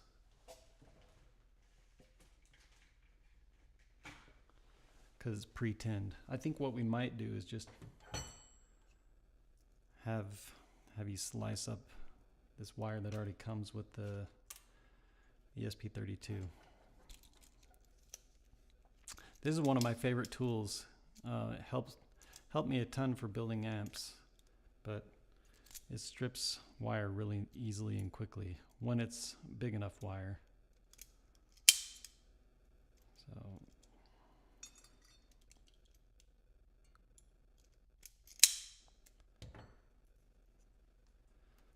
let's see, how long should I make these? So this is going to be hanging off the back. Probably about there is good.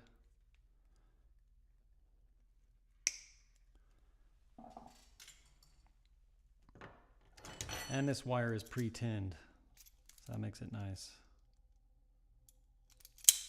At least, yeah, I don't know if we're including this wire in the kit, but it'll be included in the build instructions of what to do. So on this, we just need to literally connect the wire to each one of these lugs.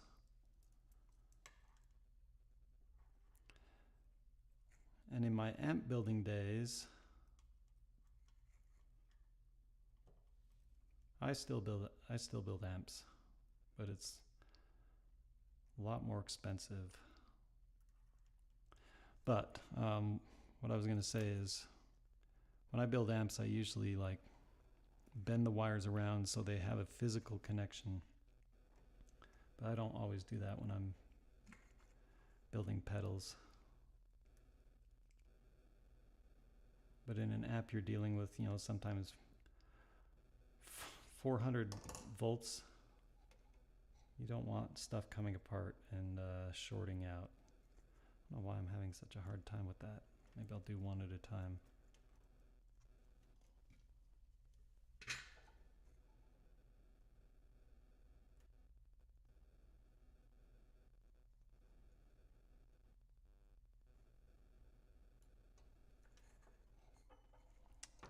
What I should do is use this guy. It'll be easier than chasing it around.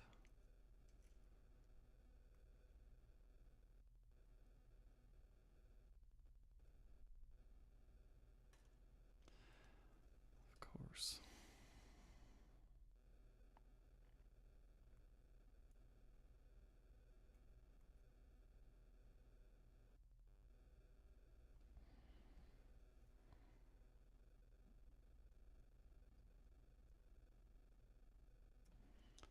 You know, let me strip this a little bit farther.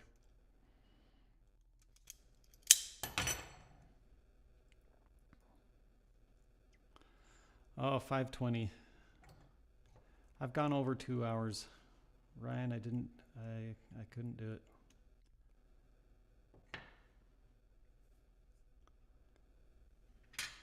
But we are really close.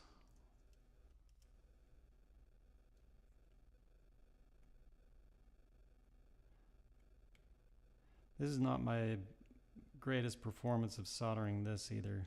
It's harder to do on camera.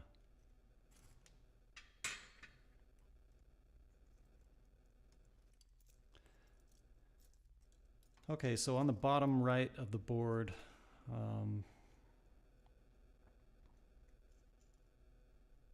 are these momentary switches, and I'm thinking upside down here. Let's see, the board's going to go in like this, so I actually want to come in from the bottom. It probably doesn't matter. So get those situated and solder these in. Yeah, I probably made these wires way too long. They'll still work. And we have plenty of room in the 125B enclosure.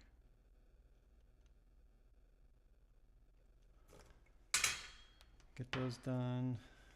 Cut off the excess. And then usually we'll have you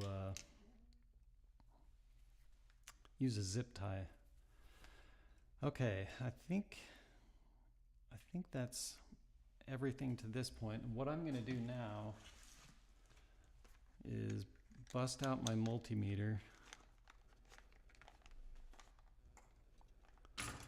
and check a couple of things before I go any farther.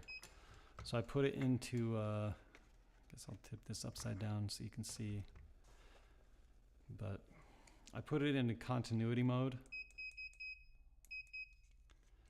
And what I'm going to do is check, just to double check. I'm going to go along these where the ESP32 will connect. I'm going to just make sure that I don't have shorts between any of these. You know, if I touch it, that'll tell me. Because that would be a little bit catastrophic. So I'm just doing some testing. Now I'm going to just do, actually all of these should be fine. But like if I put that on ground here, I can go to a couple, that should be ground.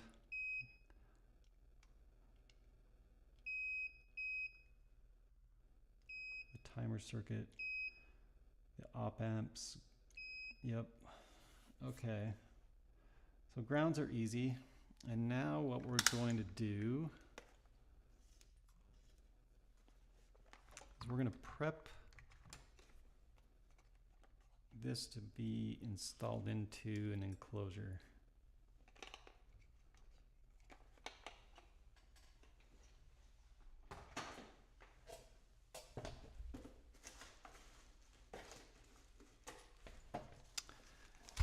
And I believe what we're going to do is include some of these screws and a hex key for you.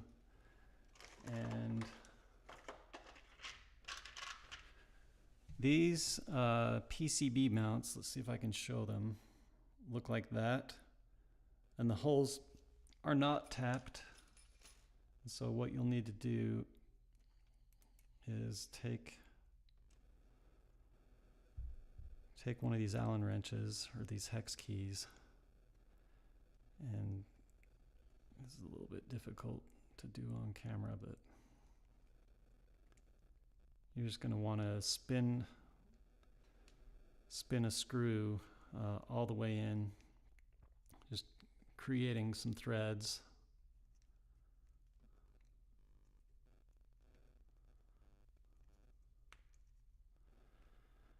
Okay, and we'll take that out.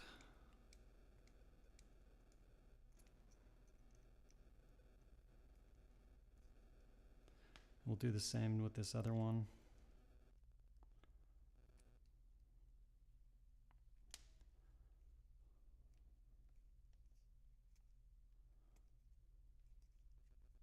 This will just make it easier when you're installing this onto the circuit board.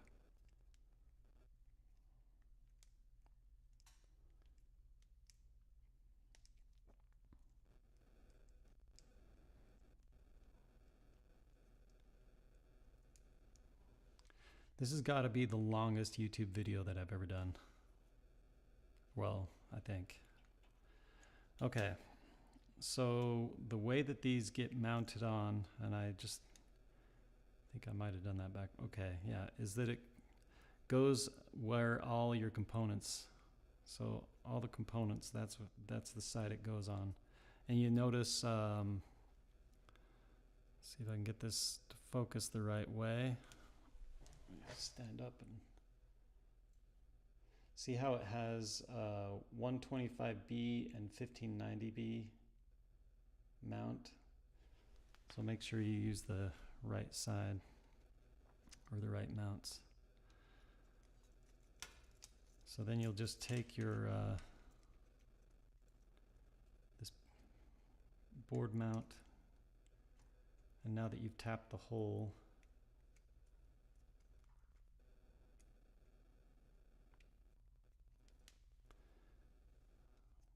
you just screw that in.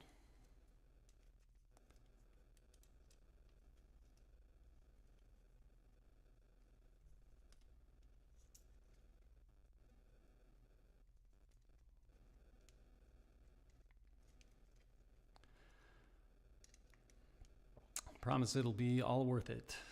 Okay, so that one's in. And let's get the other one on.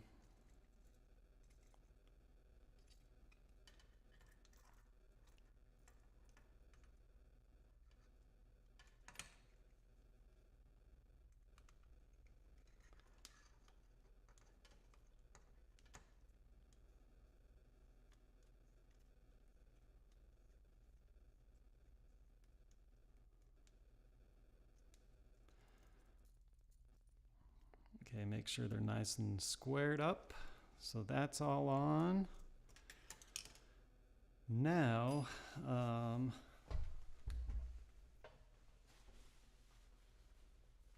where did I have another Q-tune here somewhere that I need to steal some parts from.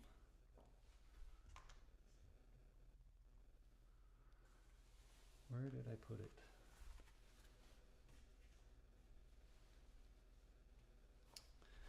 There are some special mounting clips that go onto the Waveshare board.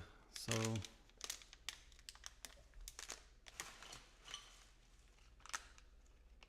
that's the weirdest thing.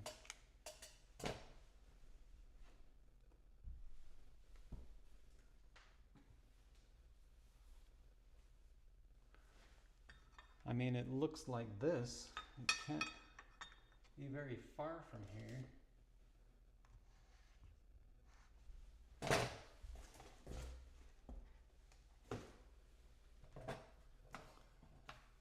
Huh. That's bizarre. Well, I'll show you this part.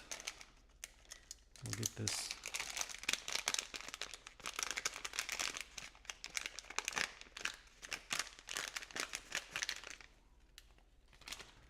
So this is the screen.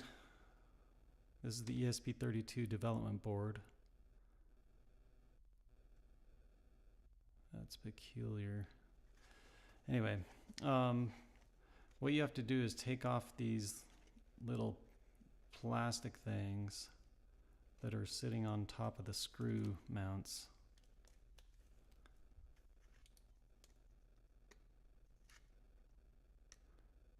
I don't know why they're a little tricky to get off.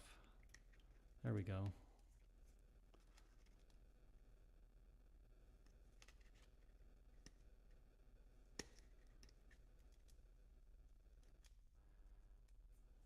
I guess it helps if you haven't clipped your nails for a little while.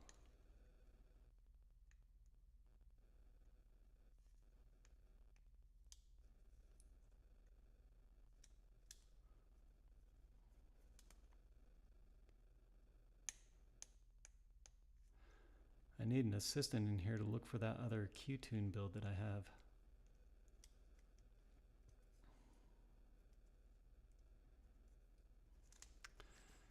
Okay, while I have this out,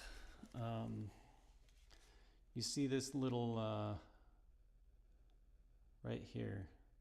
That's the JST socket that we're going to be plugging into, and I don't know if you can see very well in the screen, but those pins inside of there are extremely small. So you just need to take your time, and I'll show you kind of how to do it. But I really need that other Q-tune pedal.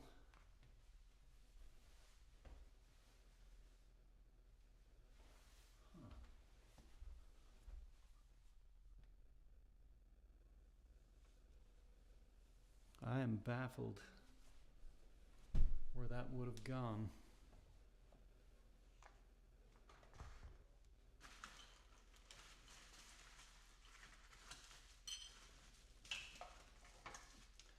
Found it. Okay. So this is the Q-tune that we saw in the demo. And if you notice, the jacks are really close to each other.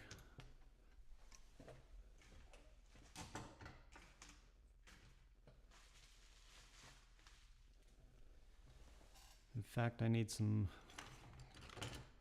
different kind of pliers, but let's see if these will work to be able to get these off. Yep, Okay.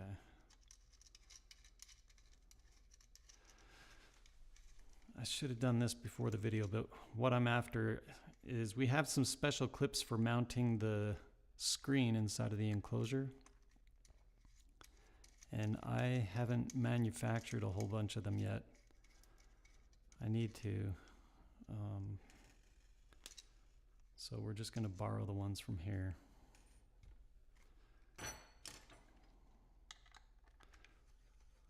This is just a standard. If you built pedals before, how many times have you taken these open?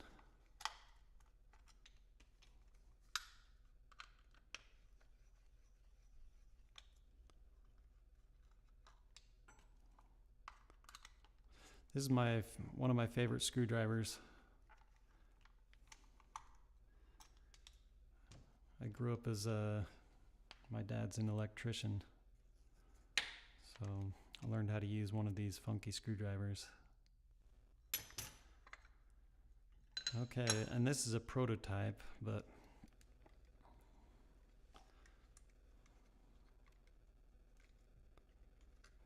gotta carefully work this out of here.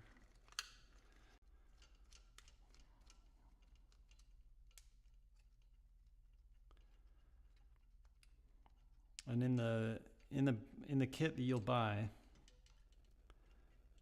these will all be attached with those hex screws.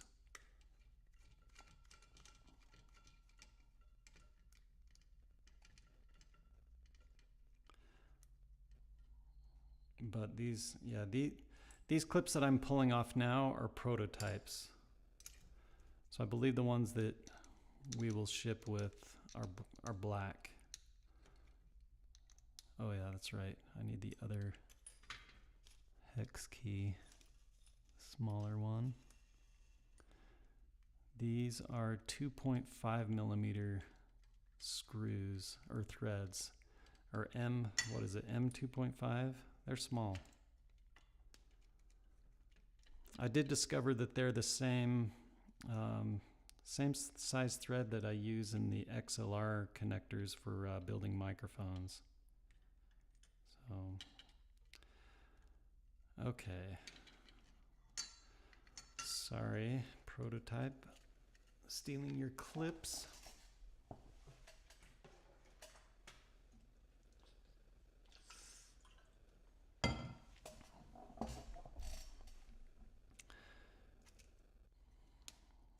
So let's get these clips onto the new.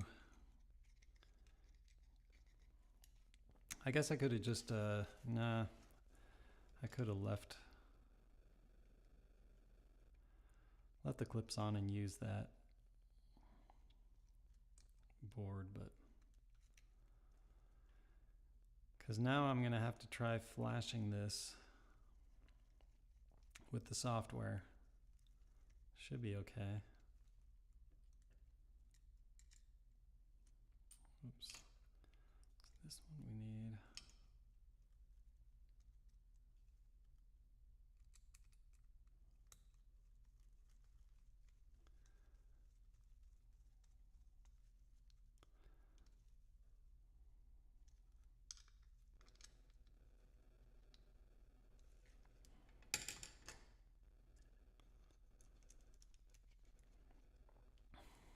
And the screen comes with a screen protector on it.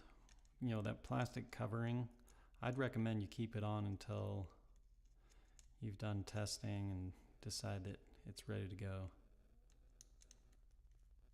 Of course, as I've been building these just as prototypes, I've taken them apart and putting them back together so many times, but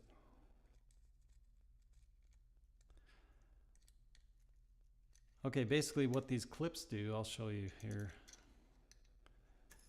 is they prevent the screen from falling through the hole here, right? See how that works? I wonder if I grab the right enclosure. We're still doing some testing on these enclosures, and so this one has a fairly large gap around the screen, but you know, the final ones won't. But that's what those clips do, is they prevent it from falling through and hold it in the right spot so that it's mounted, you know, at the right place. In fact, these prototype clips that I've got aren't quite what they'll be. These are some old prototype clips. Now comes the part where, let me clean up this stuff a little bit and get it out of the way. Turn off the soldering iron. Huh. I wonder what that was all about.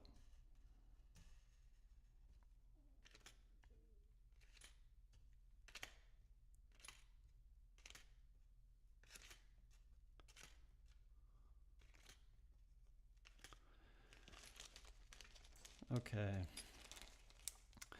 The next step that I like to do is to just plug it in and take some voltage measurements just to make sure everything is working the right way. Oops, that's the wrong bottom. Just trying to make a little space up here.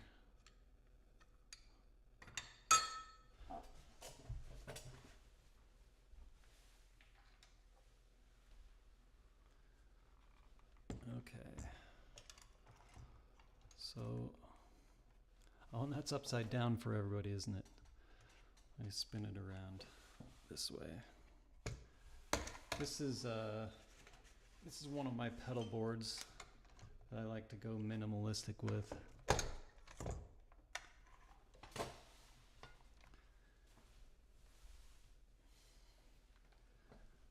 And let's plug that in.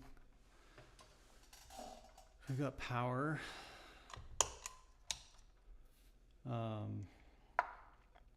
Yeah, so what I'm going to do, this might be a little bit risky. I'm going to plug power into it. Make sure it doesn't go up in smoke. We're good so far. Slide it this way a little bit.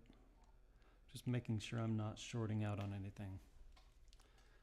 But before we go too far, I want to take some voltage measurements. And you just need to be really careful doing this, that you're not going to short anything out. So switch this to DC volts. Never done this on camera, but I'm just going to clip the ground onto that audio jack, and then I'm going to measure in a few different spots. Over here we should see 5 volts. Yep, right on the money. This should also be 5 volts. That's coming from the big voltage regulator. That's what will go to ESP32. We should see 5 volts. Let's see, 9 volts on this one. That's the buffer op amp. Let's check this one. 9 volts there, 9 volts there. So everything's looking good. This is the 5 volts. This is where the MCP 6002 will go. Okay, so all of our voltages are looking good. We can test right here. Yep, that all looks good. So I like to do that just to make sure everything kind of checks out.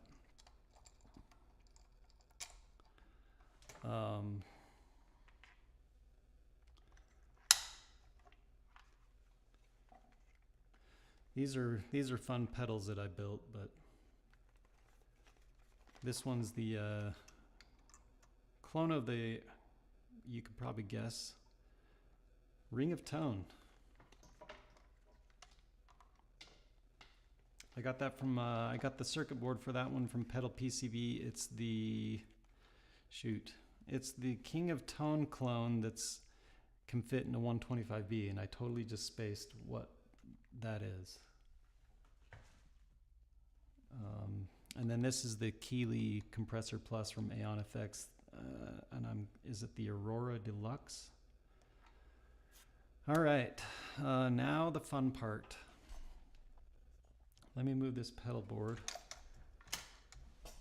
Just hold it in my lap for a second. This is the tricky part. Let's take this off. When I install a momentary switch or whatever, I like to have it just barely sticking through the enclosure. So before we do that,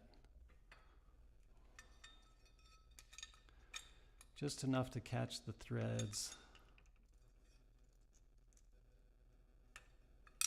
Whoops. So it's got a nice finished look. I like to do that on my amps too.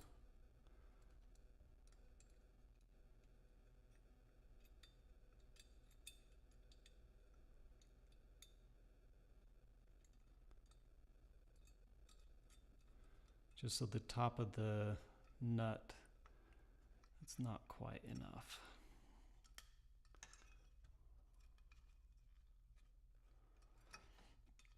I like it so the top of the nut is flush with the top of the shaft that comes from the momentary switch. Something like that. And we want to turn it out of the way like that. That's kind of how we'll do it. I should probably have it actually coming over here. I'm not going to bother with tightening it up with a wrench because I forgot to bring my wrench down here. But this is how this will fit in. Just like that. And I forgot that we also have other screws that need to go on.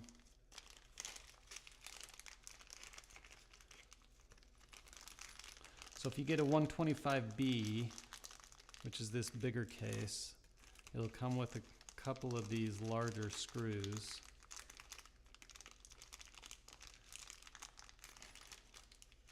And what you will do with those is you'll put them in here. And again, these PCB mounts are not tapped. So you'll have to screw this in first. It's kind of tricky.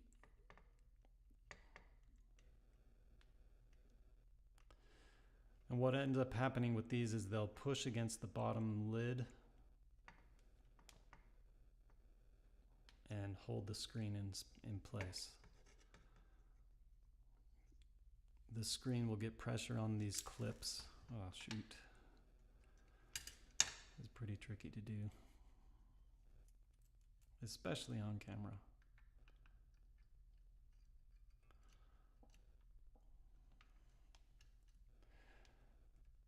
Well, darn, I thought I would be done in 2.5 hours. Somebody needs to go fire up the grill because I'm getting hungry.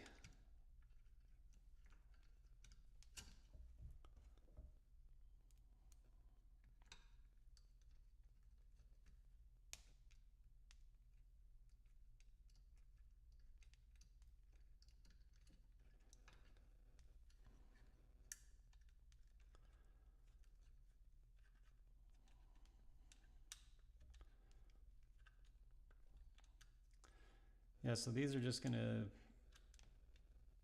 you'll have to just play it by ear of how far they need to stick out.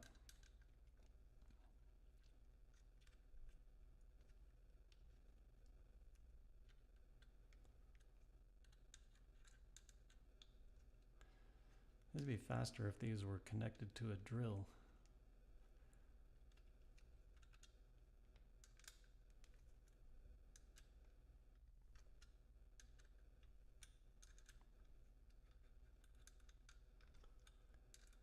Oh, we're so close. Okay, that's good enough for those.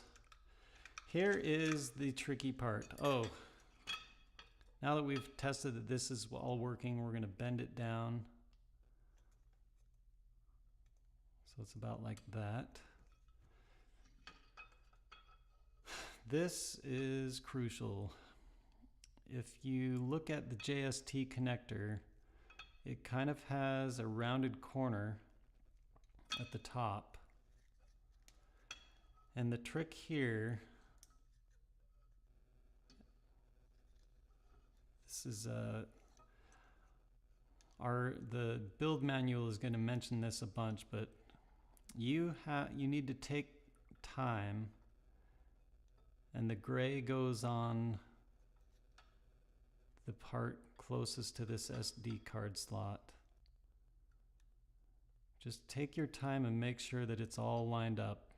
You never want to force this in. And I'm backing out just a little bit just to be sure, but make sure that it is totally lined up before you do anything. And then, sorry, let me see if I can pull this up into view. See how that is right now? Where I've got it just barely partially pushed in. You want to push on the left and right side evenly, and just go slow. Don't ever force it in. But it does need to go all the way in. This is why I left the cable a little bit long, so I could fold that out of the way like a book.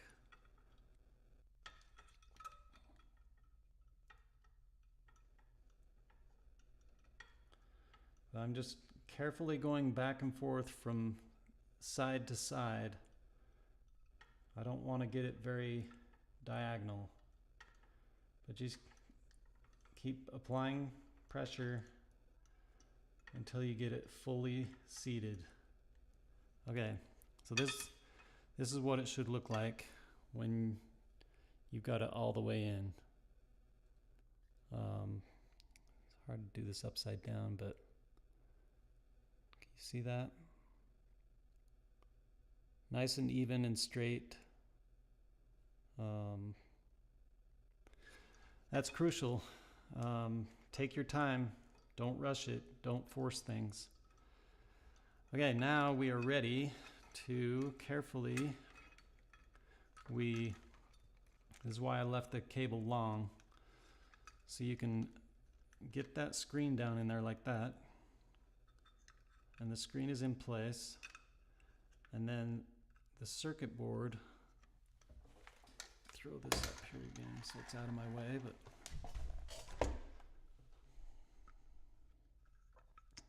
so the screen's down there, the clips are holding it in, then I'm sliding the circuit board in.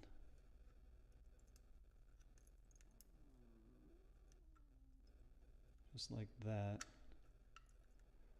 And actually, these clips, these prototype clips are a little bit too big for this enclosure. Oh, that's why.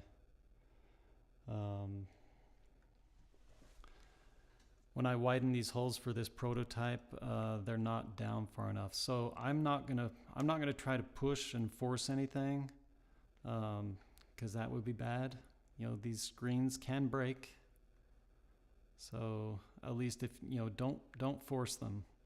So I'm gonna leave it just like this, and we are going to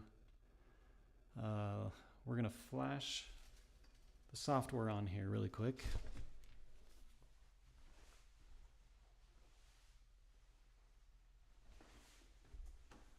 At least that is the hope. I'm going to turn my amp on.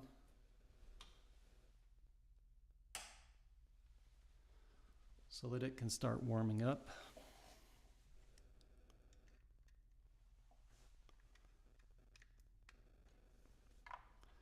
And I'm just going to carefully, carefully set this here.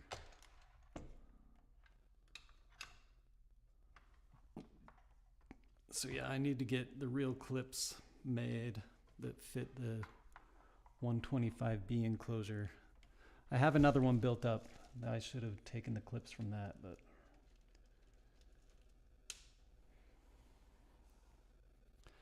and when you get the when you get your kit, it will be flashed with the right stuff already. So I wonder if I can share my screen and I'll actually show you what you can do. Give me a second.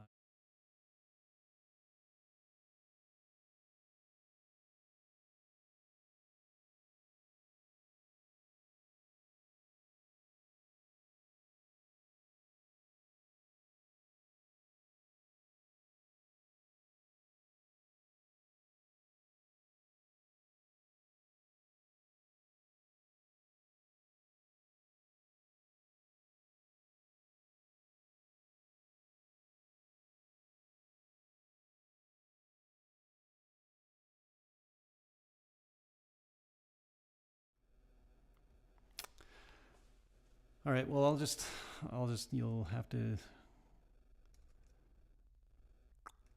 just have to believe me what's going on. So I am going to, in fact, I'll switch back to the other camera. So I'm going to the Qtune website and to the install page, connect to device. There's the one you want to select, and you have to be using Chrome. You'll select the one that says USB JTAG, and it's now connecting, and you select install Qtune, and I'm going to select erase device, and I'm going to install. So it is working. So this takes a little bit less than a couple minutes.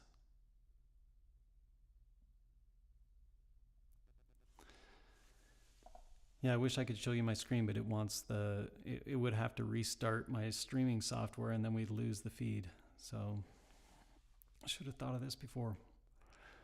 But if you've lasted this long through the build, thanks for watching so far. And so far it looks like things will probably work for us. You won't have to do this step when you first install. The ESP32 will come pre-flashed.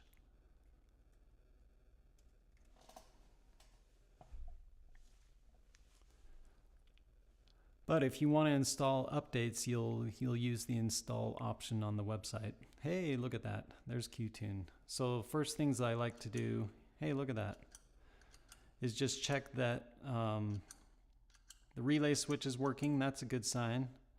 And the touchscreen is working. How about that? Very nice. Okay, so now I'm going to disconnect from, I'm going to pull this out. And again, this is a little bit janky, but I need the right clips in there. But let's get this hooked up and see how it sounds. Whoa. That is why oh, you know what? I'll just go ahead and throw a couple of these washers and nuts on one of these. Just so that doesn't happen again.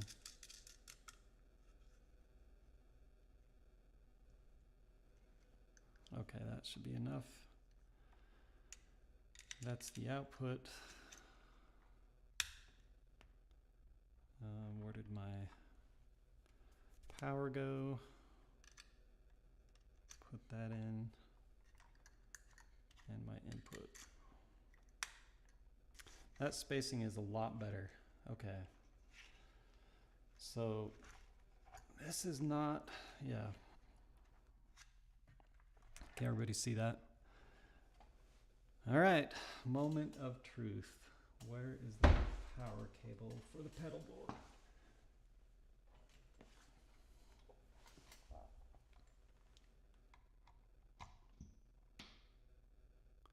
All right, I heard something. I'm going to grab my guitar.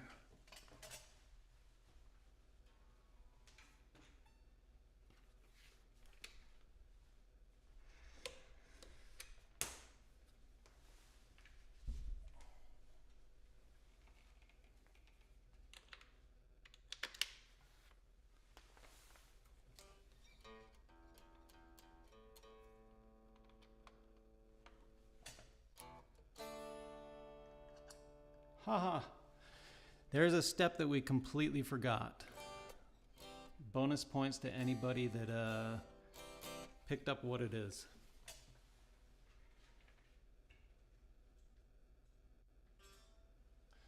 There's like 6 things we didn't install.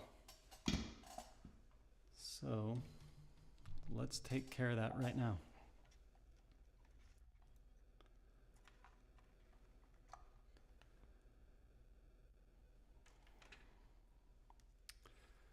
We forgot to put in all of the circuits, or the chips.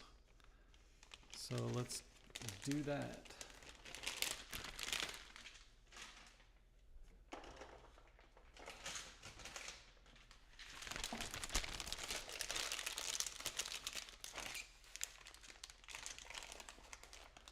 So we need a couple of 555.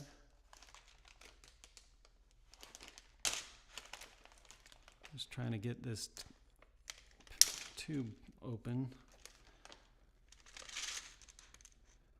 We'll need 2 of those.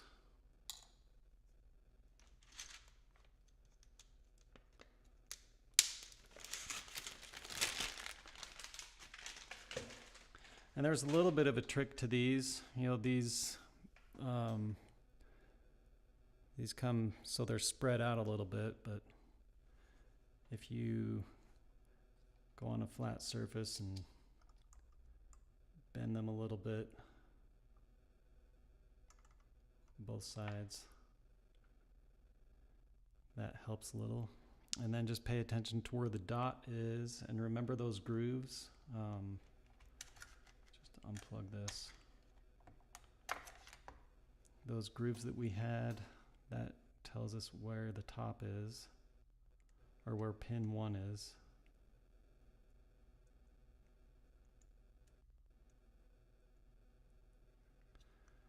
Okay, and I like to get them partially in.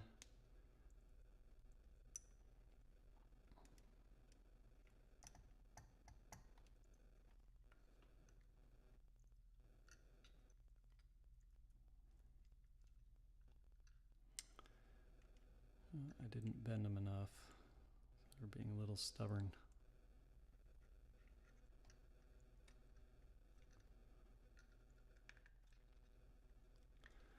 Okay, there's one. So let's do this bendy trick again. That's so funny. I thought it was all ready to go and wasn't seeing it actually doing any tuning. I'm like, what's going on? But the relay switch was switching the screen. We just weren't getting the actual relays working. Okay, that's both of the timers.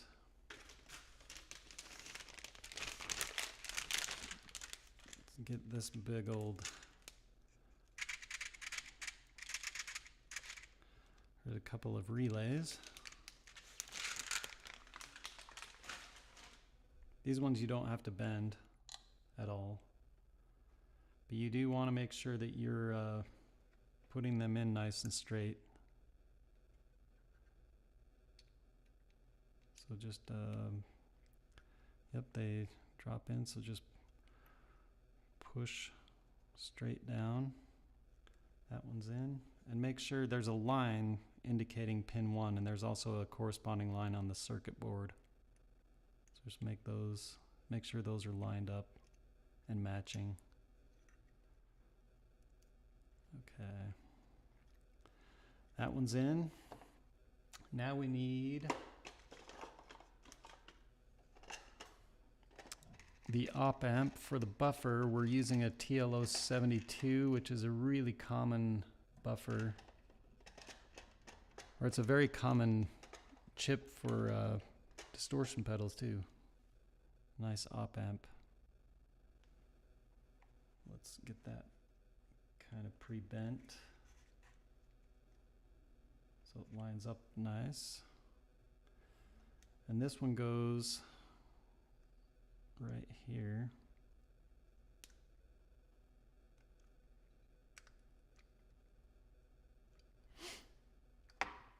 And then we need one MCP 6002, which is the op amp that we're using. It adds a bunch of gain before we send the signal into the ESP32.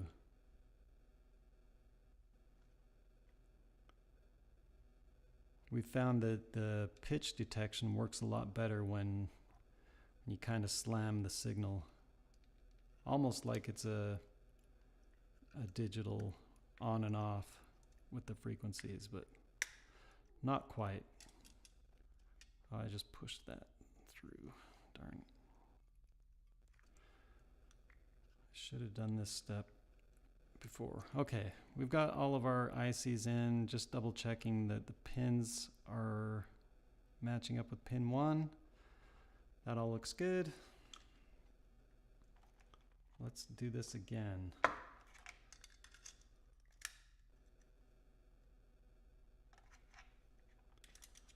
We're just about finished doing our final test.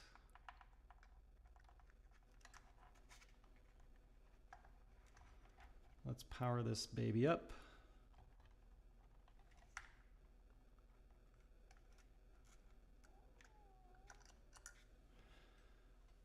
Got cables everywhere. Okay, where's that cable again? Fingers crossed. I heard clicking. Yep.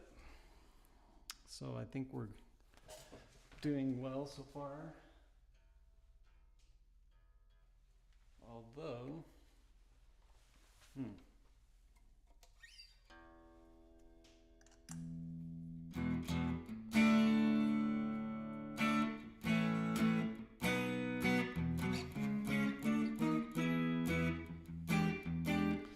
I wondered if something like this would happen.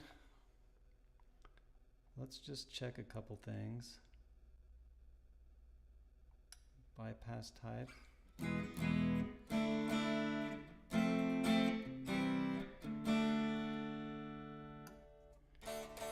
Okay, so our true bypass, something is up with that.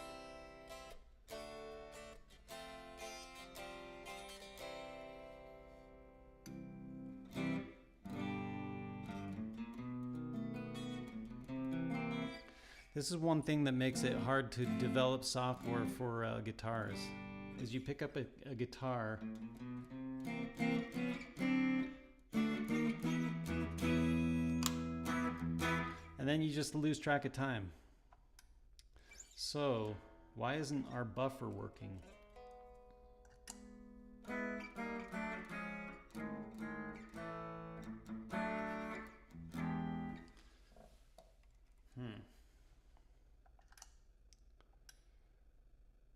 I'll show you a couple other things, I guess, while we're here.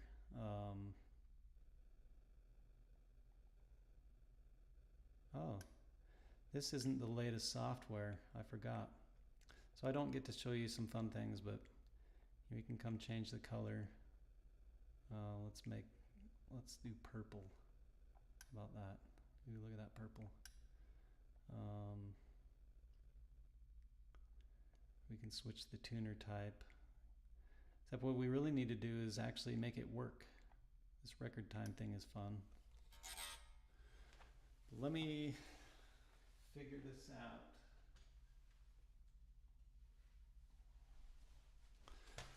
So why wouldn't, this is good, I guess. We can do a little bit of troubleshooting, except that kind of hungry.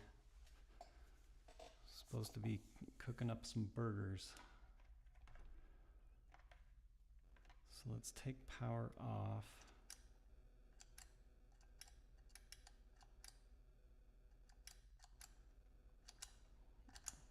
So our main relay is working, but let's go check our bypass type. I can hear the relay switch, so our switch is working.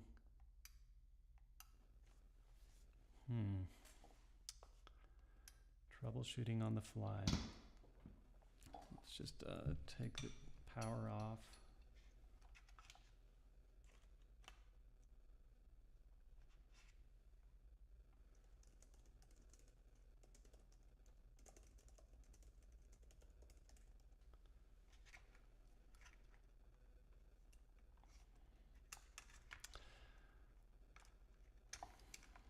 All right, well, let me think for a second.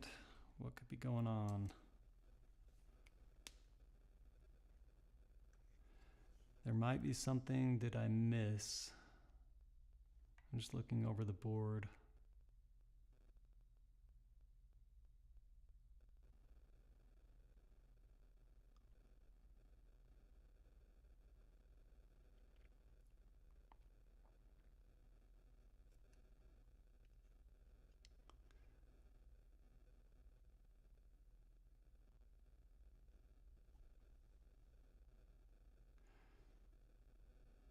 So the fact that we're not getting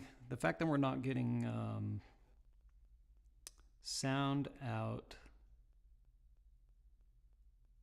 kind of tells me that we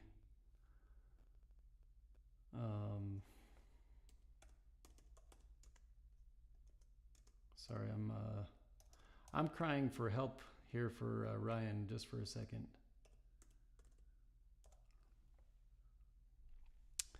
So the fact that we're not getting sound through the buffer tells us something, because we're also not getting a signal all the way to the ESP32. So maybe a quick check at this point is going to be to try a different TLO72, and you watch my way of taking these out. I just like to coax them from both sides like that. We'll set that TLO72 aside.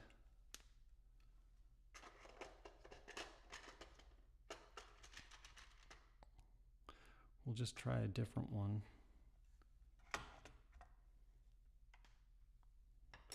I'm also looking to see that I didn't forget something else. Can we tell, actually, sometimes I have a hard time reading these. Can you tell if that's a TLO72?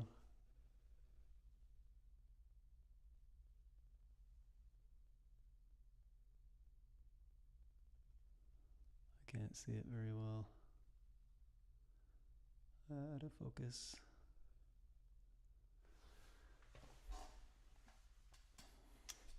Ryan says TLO72 is unlikely, which I think I agree, but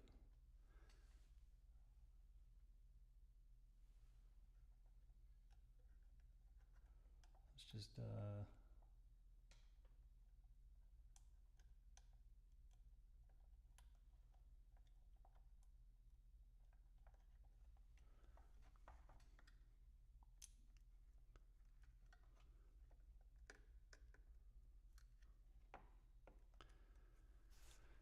trying to think what else.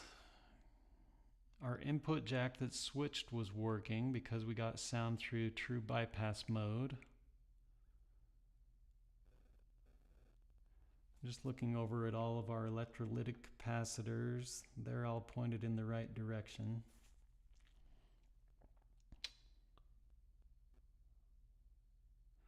Our NE555s are working.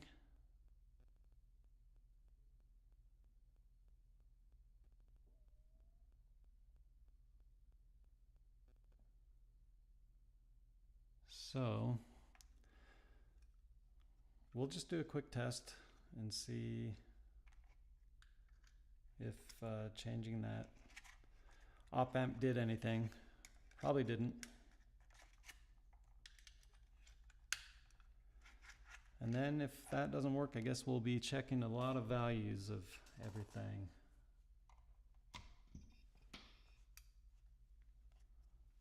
So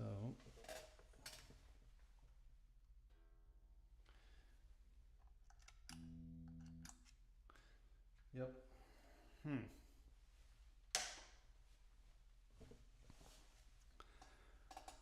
Well, I don't know if y'all want to hang around for this part, but I guess I will pull up the schematic and do some checking.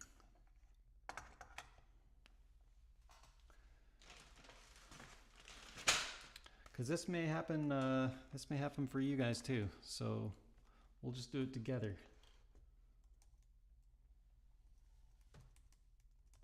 So I'm going to pull up the schematic on my computer here and just take a look.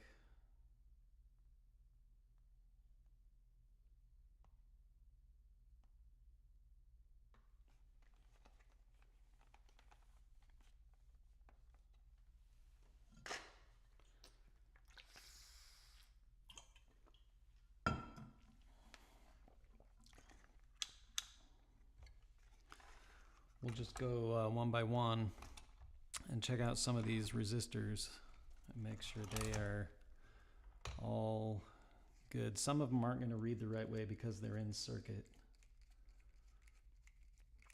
But let's just double check. So this should be 100K.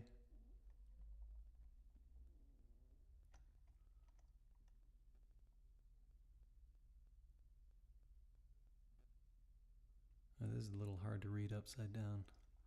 And is this even giving me the right measurements?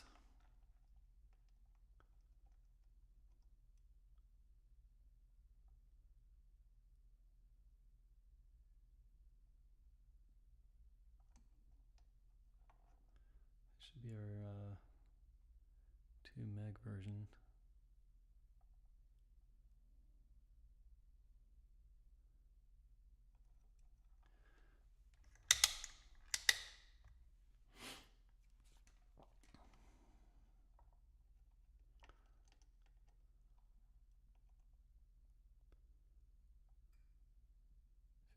.04 meg.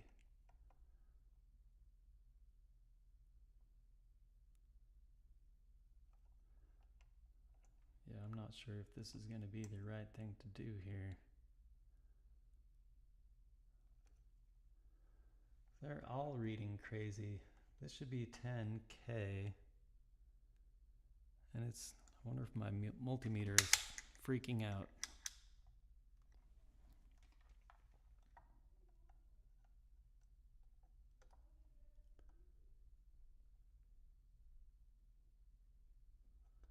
Something's not working. There we go, 10K.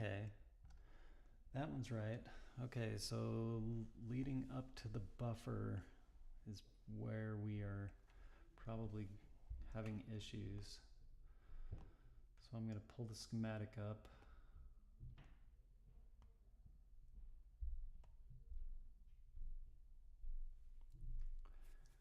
Yeah.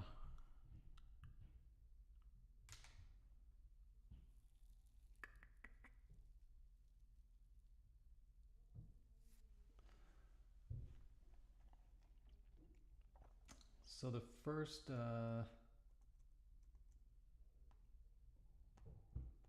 Ryan's just telling me, yeah, measuring in circuit doesn't really work as well because, yeah, sometimes they get to be in parallel, which I agree.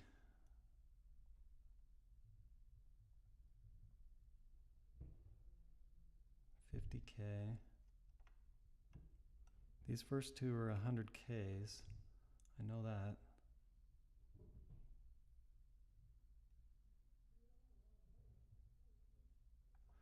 And this next one is the 2 meg.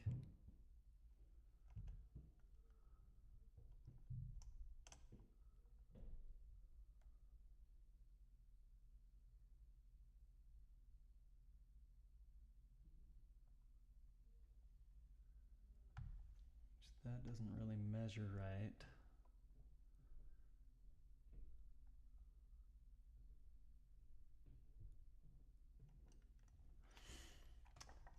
Well, this is what it looks like when you don't pay the demo gods.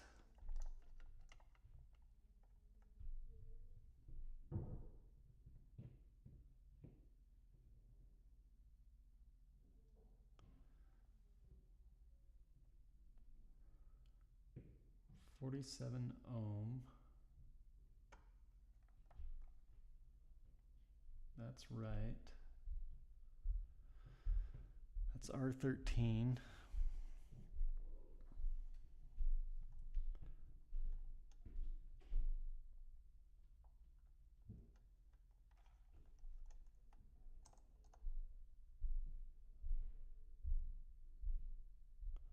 That's also right. Pull down resistor on the 2 meg on the input.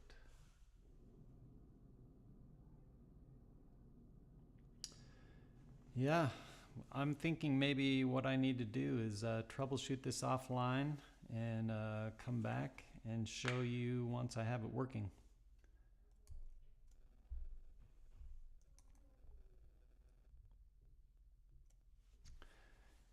Because otherwise, yeah, this is embarrassing. Everything should be working. So I think that's what the plan will be. So I don't make you guys suffer through the troubleshooting part. My apologies for having it not work right out the gate. It's mostly working. I'll do some troubleshooting after dinner and come back and explain what it was, and I'll show you how to fix it, and I'll show you I'll explain what I end up doing to troubleshoot. But this is actually the first one that I've built that hasn't worked out the gate, so good experience. But thanks for joining me on this long 3-hour marathon build. That's how you build the QTune. It's pretty straightforward, and usually you don't end up with an issue like this. But I'll describe the steps. I just don't want to take everybody's time with the troubleshooting, and I need some food. So I will come back later and and I'll probably start another live stream to explain what the fix was. Thanks for now, and I'll see you again soon.